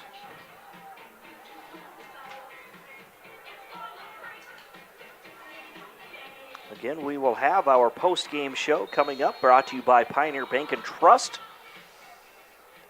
Plus, Matt Kearney will have Score Central, and he'll recap the day's scores. That's coming up following this broadcast. Here's your kick. It was a short kick. It's going to go to the end zone after that penalty by the Scoopers. Parker Mesmer able just to boot that one into the end zone. That'll bring it out to the 20-yard line. So it's getting down to basically it's coming down to this for the Scoopers. They desperately need to score now to stay in this ball game, but of course we only have 8:25 to go as well. Yeah, they really need to move the ball. They can't just do handoff inside. Kind of what I said coming out of halftime. They really have to get the ball into Cass Owens' hands, and he has got to deliver it to somebody.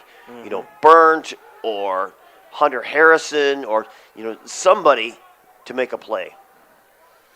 Owen Cass from the shotgun, and the ball is on the ground. It is loose. It was a bad exchange, but it goes back into the hands. I don't know how Owen Cass came up with that football. It was loose. He gets the football, but he's going to be tackled for a loss back at the 19-yard line. Oh, that was a crazy possession. dropped the ball. The ball was bouncing literally like a basketball. The Raider defender hit it. It bounced back up again. It looked like they were dribbling the ball out there on the into basketball. the hands of Owen Cass. And Owen Cass picks it up right there and takes off and runs with it. He does lose a yard. 2nd and 11 now from the Scooper 19. Cass again, spread offense. From the gun, under pressure, rolls out to his right, looking downfield, gets rid of the football. It's caught by Burt. Burt is going to be forced out of bounds at the 30-yard line, and he was pushed by Corderdoni, and there comes the penalty marker from Jason McGow there. Yeah, are the Raiders going to let the Scoopers back in again? The last time they scored, they had 2 personal fouls that moved the ball way down inside the red zone for Sturgis, and they were able to capitalize on that. We talked about this game isn't out of reach by any means, but you absolutely cannot let them get right back in us. So a late hit out of bounds there. That's going to be 15 yards added on to the end of the run. So that'll move the football then real close to midfield. In fact, will be at the Scooper 47-yard line. Still plenty of time, 7 minutes and 34 seconds left in this ball game. It is a 17-point lead, but depending if the Scoopers, if they're able to score quickly. A low snap. Again, under pressure, they get the ball. It is caught by the receiver. He's into Raider territory inside the 40. That was Hunter Harrison. A little crossing route there, makes the catch. Gets down to the Raider 39-yard line, but again, time is not on the side of the Scoopers. They need, if they're going to score, they need to, try to go as fast as they can. Yeah, it was a simple little out route. He caught the ball, and he just did a little out route. The linebacker didn't stay with him, and he's able to make the catch, turn upfield. 2 receivers to the left, 1 to the, in fact, spread offense, so 2 to each side. Owen Cass will go from the gun once again, fakes the handoff. Under pressure, and he's going to be sacked back at the 48-yard line. Getting in there was number 65 for the Raiders with that sack. That is going to be Carson Fiedler, the 6', 180-pound sophomore. Coming in and making the play. And are the number 2s in for? I think because they are. Yep. The nose tackle is out. I still see. So did 44 move to defensive end, or who am I thinking of 45? Yeah, 44 is McNabb. He's normally the nose tackle. Now he's playing defensive end. Again, it's going to be intercepted by the Raiders. The Raiders with the interception. And Cass was bumped, and he just tried to make a play out of it. He was well covered, the intended receiver there, and the ball literally bounced off the helmet of the Raider, and he collected it and just got it and headed back the other way. That was number 20, Lucas Canta, the 5'10", 180-pound junior with the interception. And I think that's going to do it for the Raiders now. 6 minutes remaining. This is a chance for them just to chew up that clock and get that second win of the season.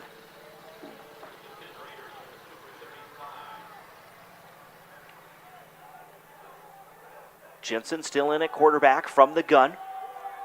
Down the right sideline, up for Nelson, and it is incomplete for Caden Nelson down that right sideline. Had an opportunity, but again, could not haul it in. He couldn't, and actually, the ball was underthrown. We saw it earlier with Jed Jensen. Then he kind of was able to make a couple of big plays. Looked like they're going to start to roll. But this one definitely underthrown. He had the defender beat by a couple of steps, and all he had to do was throw it over his head. He catches the ball, runs all the way into the end zone, but well short. He had to cut back, and the defender was right there. 2nd and 10 now after the incomplete pass. There's the snap. They hand it off to Glenn. Glenn able to get some yards, gets inside the 30 on this near sideline. They'll keep the clock running as he takes it down to the 28-yard line. That's a gain of, it looks like a gain of about 7. 3rd and 3 coming up. They need to get to about the 25-yard line. They're on the 28. 5:25 remaining. Again, the post-game show coming up right here on Fox Sports Rapid City. Jensen has Nelson in motion. There's the snap out of the gun, hands it off to Glenn. Glenn this time finds an opening on the right side of the line, and he's going to get the first down as he takes it inside the 25 down to the 23-yard line. Just gets his little slot receiver to kind of slide over and be the lead blocker. You know, when you got the spread formation, just one running back in the backfield make your slot receivers be your fullback, so to speak, old school football. But, you know, either way, get him just that push. The offensive line is taking control of this game. They mark the ball on the 24-yard line. There's a jet sweep. It'll go to Julian Scott. He tried to make his cut. Instead, he slips there at the 30-yard line and goes down. And I'll tell you what, the defensive end on that side for the Scoopers kind of is really kind of what made that play happen, because otherwise, you know, your jet sweeps are supposed to cut around the outside. And instead, it looked like Jake Vleem came up along the side, a linebacker, and kind of forced that play back to the inside and made him plant poorly. Jensen again from the gun, drops back at the 40-yard line, throws down the middle of the field, has a receiver, but it's broken up by the Scoopers, intended for Easton Ogle. But number 4, Gavin Sundstrom gets in there to break it up. Yeah, a fantastic job. He was stride for stride with Easton Ogle. That, a lot of times that's your home run ball right there. We know Jed Jensen loves to connect with him and, you know, get some scores out of it, big-time play. He's like the go-to guy when you're looking for that big play aside from Uriah Glenn. And it was there, but good job by Sundstrom. So now spread offense once again from the gun. Dropping back is Jensen. Jensen under pressure, escapes a tackler. No, he's going to be sacked back at the 45-yard line. I thought he had the speed to maybe be able to elude the tackler, but instead he's going to be sacked back at the 44-yard line. Yeah, a couple of Scoopers back there. Was it 69? Aaron Morovitz amongst a couple of Scoopers that were in the backfield. 4th and forever. And so 4th down. 3:18 remaining. The clock is running. We're looking at about 4th and 30 after that sack. There's the punt. It's going to take a bounce and then go out of bounds. Nobody has any idea where it's at. They're all down the middle of the field, and it drops over by in front of the Scooper bench. It just drops dead. It rolls out of bounds there at about the 25-yard line. So it will be Scooper football. Their final opportunity, perhaps, with 3:02 to go in this 4th quarter. Yeah, you got to start swinging for the fences right now. It's got to be down the field quickly. Either that, or you're just going to try to chip away and just try to make a respectable finish out of it. Again, on the State Farm scoreboard, it's 38-21. Rapid City Stevens leading the Sturgis Brown Scoopers. Raiders trying to hold on for that second win of the season. Here's Owen Cass out of the shotgun. He'll hand the ball off. That is Connor Burnt with the carry. Had a hole on that left side of the line. Takes it to the 35-yard line, and that's going to be real close to a first down. Looks like they're calling it 2nd and short.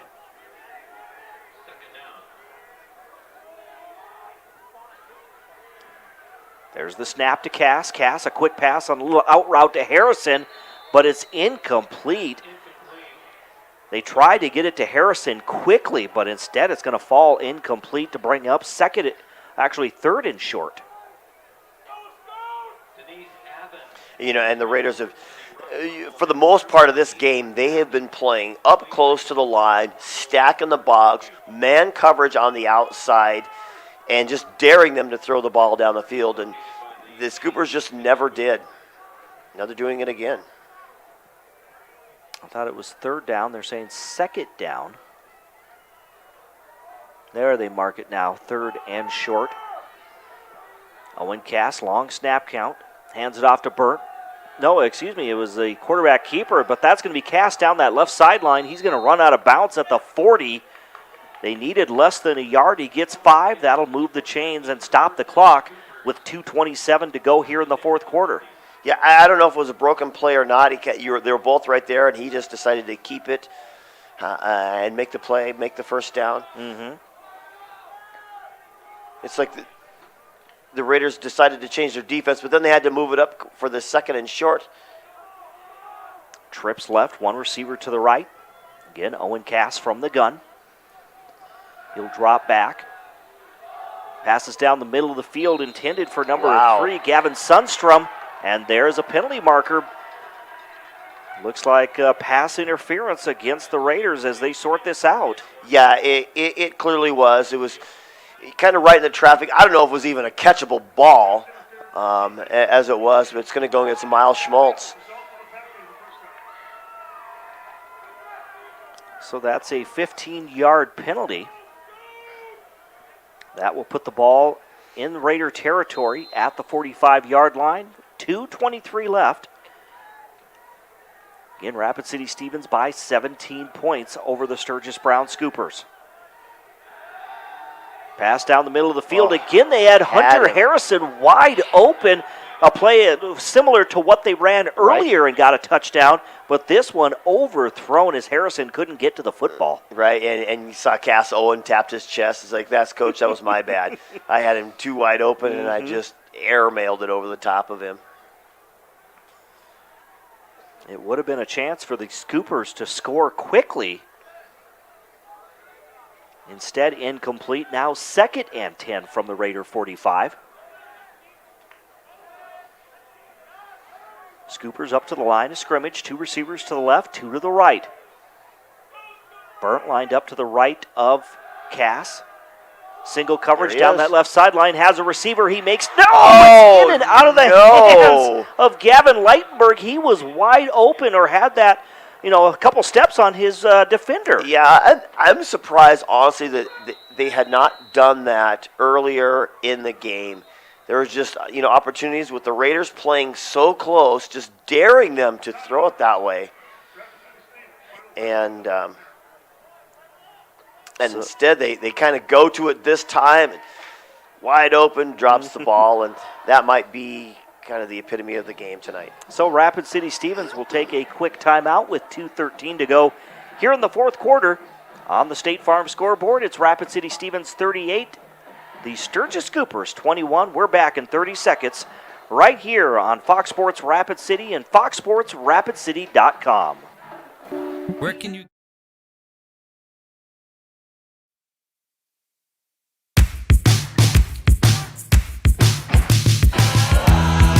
Where can you get good neighbors service and surprisingly great insurance rates? At State Farm. I'm State Farm agent Matt McCormick, and I'm your one-stop shop in Rapid City for the service you deserve at the price you want. So stop looking around. State Farm agent Matt McCormick, I'm ready to help. Call 348-0464 for surprisingly great rates today. Like a good neighbor, State Farm is there. Individual premiums will vary by... At Monument Health...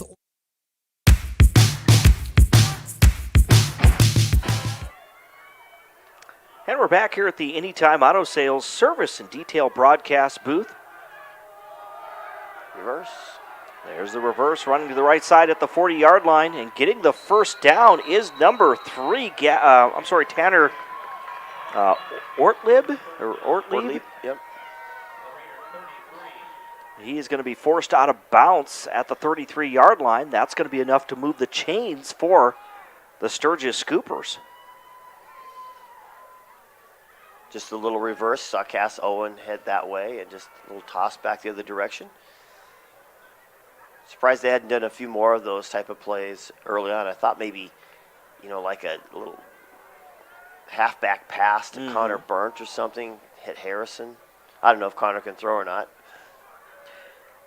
Here's Cass once again from the gun. Throws down the middle of the field. Again, I think it was Hunter Harrison it was intended for, but he overthrows Harrison. They like to do that, that quick pass right down the middle of the field, but have not been able to connect the last couple of passes. Yeah, just tight end seam route as what it is. He just goes straight up the field. I think that time he was hurt because of the pressure of the Raiders' defense collapsing around him. But the Raiders had covered that much better that time. 2nd and 10 from the Raider 33. There's Cass under pressure, and he gets rid of the football, but then he's going to be taken down. Or they're going to say he was down, one of the two. Because I think they started to blow the whistle by the time he threw the ball. They are going to say that it was blown dead there, back at the 45-yard line. That's a good piece of officiating right there, not to any extra penalties unnecessary. So the ball placed on the 45-yard line of the Raiders. On 3rd and long, the Scoopers will hurry up, but now they're forced to take their final timeout because the play clock was winding down.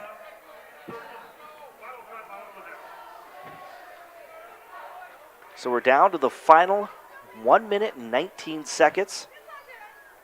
Rapid City Stevens heading to that second win of the season. They'll be 2-3 on the year, while the Scoopers still trying to find that first win of the year. I'll tell you what, and they have battled last 2 games, watched those, and they just battled and I think underestimated Spearfish. But, tonight they've had some fight in them. They've had some good play calls at times, just caught the Raiders off guard in some right spots. They had guys that trying to make plays all over the field, but just, sometimes you make that wrong mistake at the wrong time, and the Raiders did everything they could at certain times of this game to let them back in this game. But so it definitely, both teams had kind of ups and downs as this game went along. Owen Cass will take it from the shotgun on 3rd and long. Running to the right sideline, he's going to tuck it in, keep it himself, get back to the real close to the original line of scrimmage.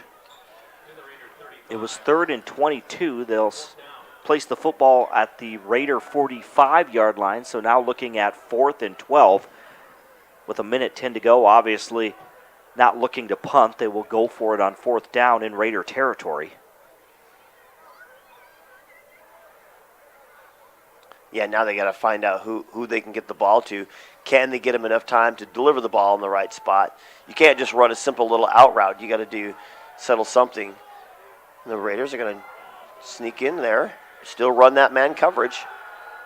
Again, from the blind side, they throw the ball to the... they're going to get pass interference on that one. Yeah, it was right down the middle of the field once again as Owen Cass was hit by Gavin Skinner on his blind side. He gets rid of the football, and now pass interference against Rapid City Stevens.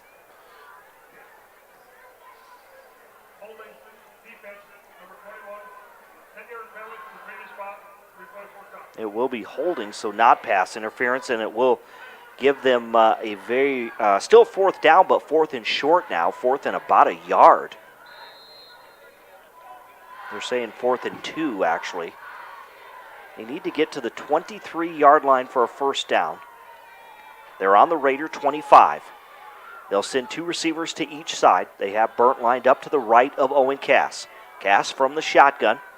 He'll drop back under pressure, gets rid of the football to Burnt. Burnt to the right side at the 20, the 15. Still on his feet. He's at the 10. Loses the football. I think it's recovered by the Sturgis Scoopers. We'll see who has the football. Man, what a pile there is there. Jason McGow's going to have to do a little bit of sorting here. I thought the Scoopers had the football, but again, there was about 10 players there. I'm not sure who came up with it.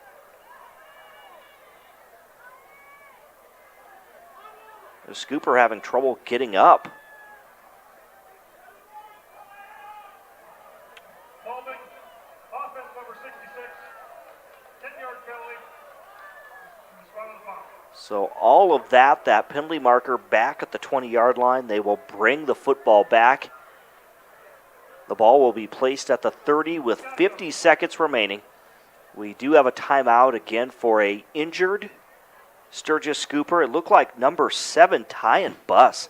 He has taken a He's just been had a rough night. Hopefully he's paid his high school insurance. Yeah, it's just been a beating there for Ty and Buss. I mean, just unfortunate. He had to come off once because it looked like a neck injury even.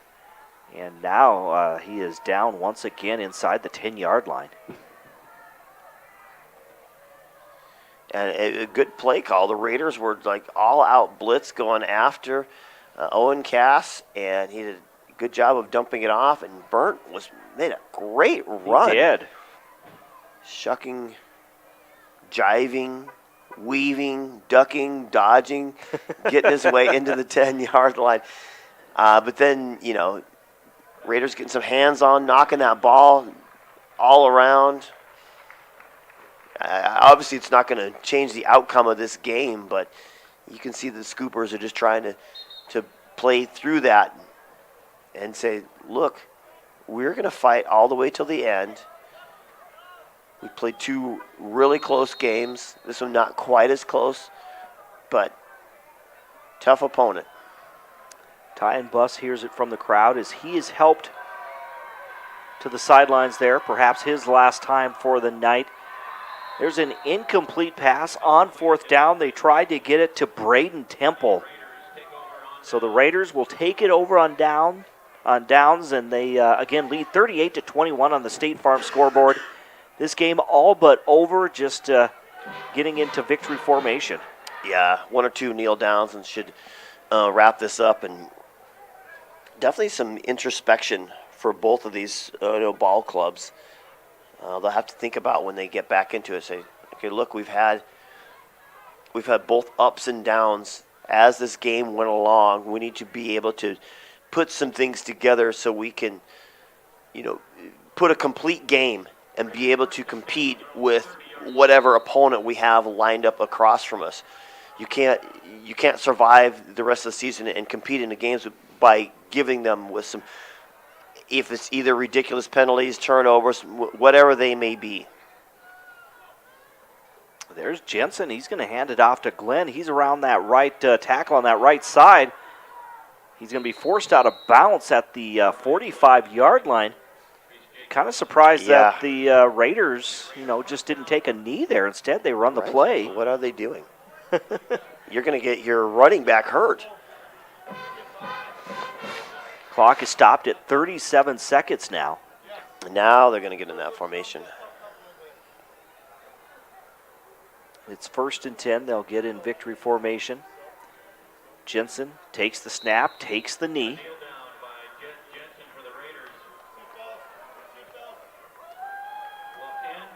And is that going to do it, or will he have to take... No. Nope, that's going to do it. 40-second clock. So Rapid City Stevens going to get their 2nd win of the year for the Scoopers. They will fall to 0-5 on the year. Each team with 4 games remaining. That's going to do it. We'll have the horn in just a moment here as the clock runs out. And that's your ball game on the State Farm scoreboard, insured by agents Scott Carlson and Matt McCormick. The final score, Rapid City Stevens 38 and the Sturgis Brown Scoopers 21. We're going to come back with our post-game show when we return in 2 minutes right here on 106.7 FM, 1150 AM, Fox Sports Rapid City and foxsportsrapidcity.com.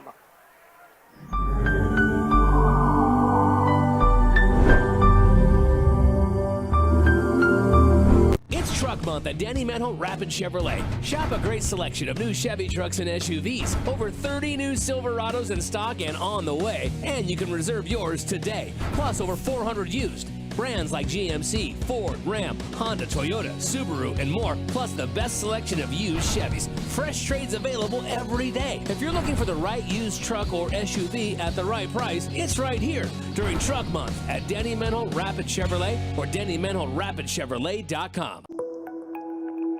How do we solve our patients' hard-to-solve medical problems? Our doctors and specialists collaborate, sharing their vast knowledge and Mayo Clinic's unique expertise. It's this working together that helps solve our patients' hard-to-solve medical problems. Monument Health, proud member of the Mayo Clinic Care Network.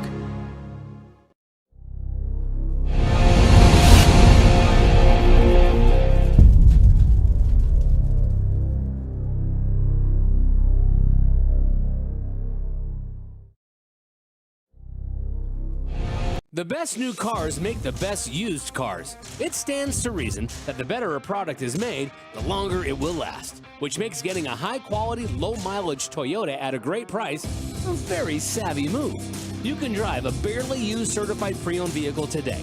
1.99% APR financing available on all Camry, Corolla, Prius, and RAV4. The right cars, the right price, the right experience.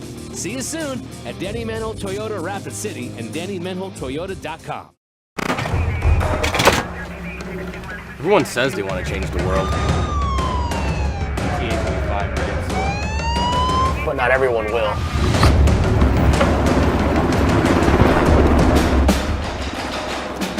We are not everyone.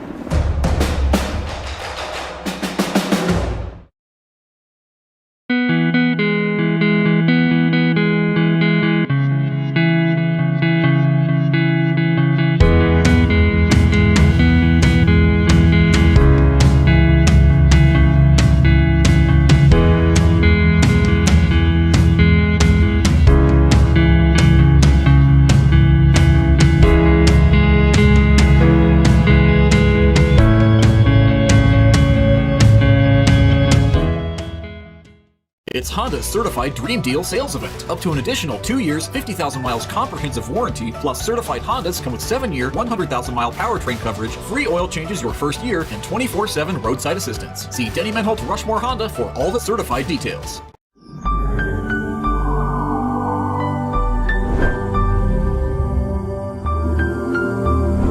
Truck Month at Danny Manholt Rapid Chevrolet. Shop a great selection of new Chevy trucks and SUVs. Over 30 new Silverados in stock and on the way. And you can reserve yours today. Plus over 400 used. Brands like GMC, Ford, Ram, Honda, Toyota, Subaru, and more. Plus the best selection of used Chevys. Fresh trades available every day. If you're looking for the right used truck or SUV at the right price, it's right here during Truck Month at Danny Manholt Rapid Chevrolet or DannyManholtRapidChevrolet.com.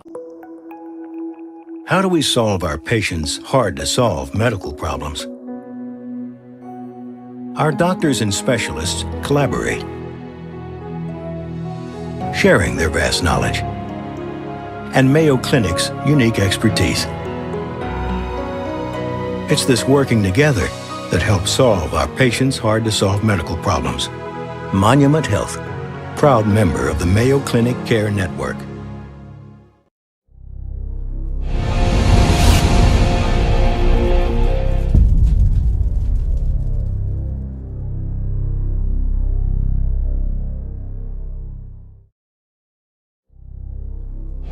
The best new cars make the best used cars. It stands to reason that the better a product is made, the longer it will last, which makes getting a high-quality, low-mileage Toyota at a great price a very savvy move.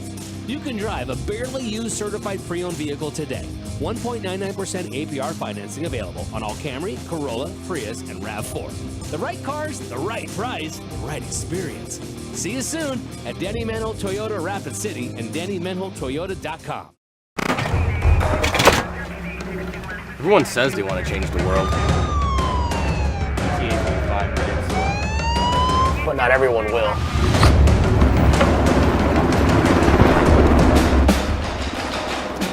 We are not everyone.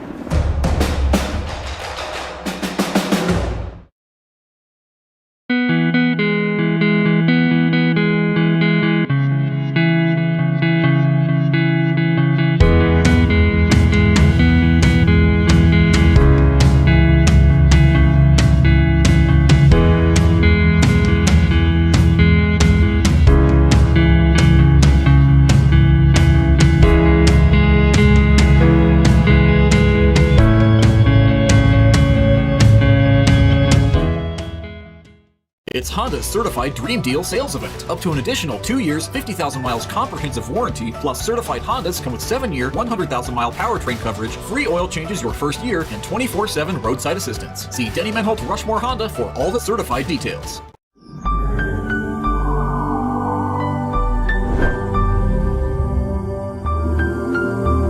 It's Truck Month at Danny Menholt Rapid Chevrolet. Shop a great selection of new Chevy trucks and SUVs. Over 30 new Silverados in stock and on the way. And you can reserve yours today. Plus over 400 used. Brands like GMC, Ford, Ram, Honda, Toyota, Subaru, and more. Plus the best selection of used Chevys. Fresh trades available every day. If you're looking for the right used truck or SUV at the right price, it's right here during Truck Month at Danny Menholt Rapid Chevrolet or DannyMenholtRapidChevrolet.com.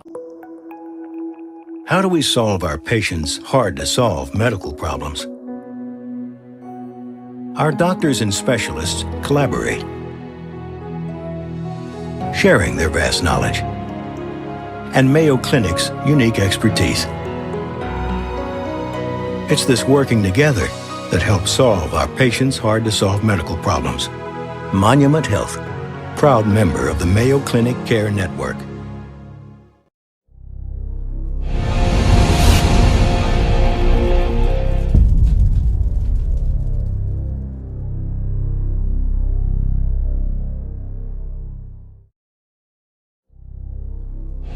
The best new cars make the best.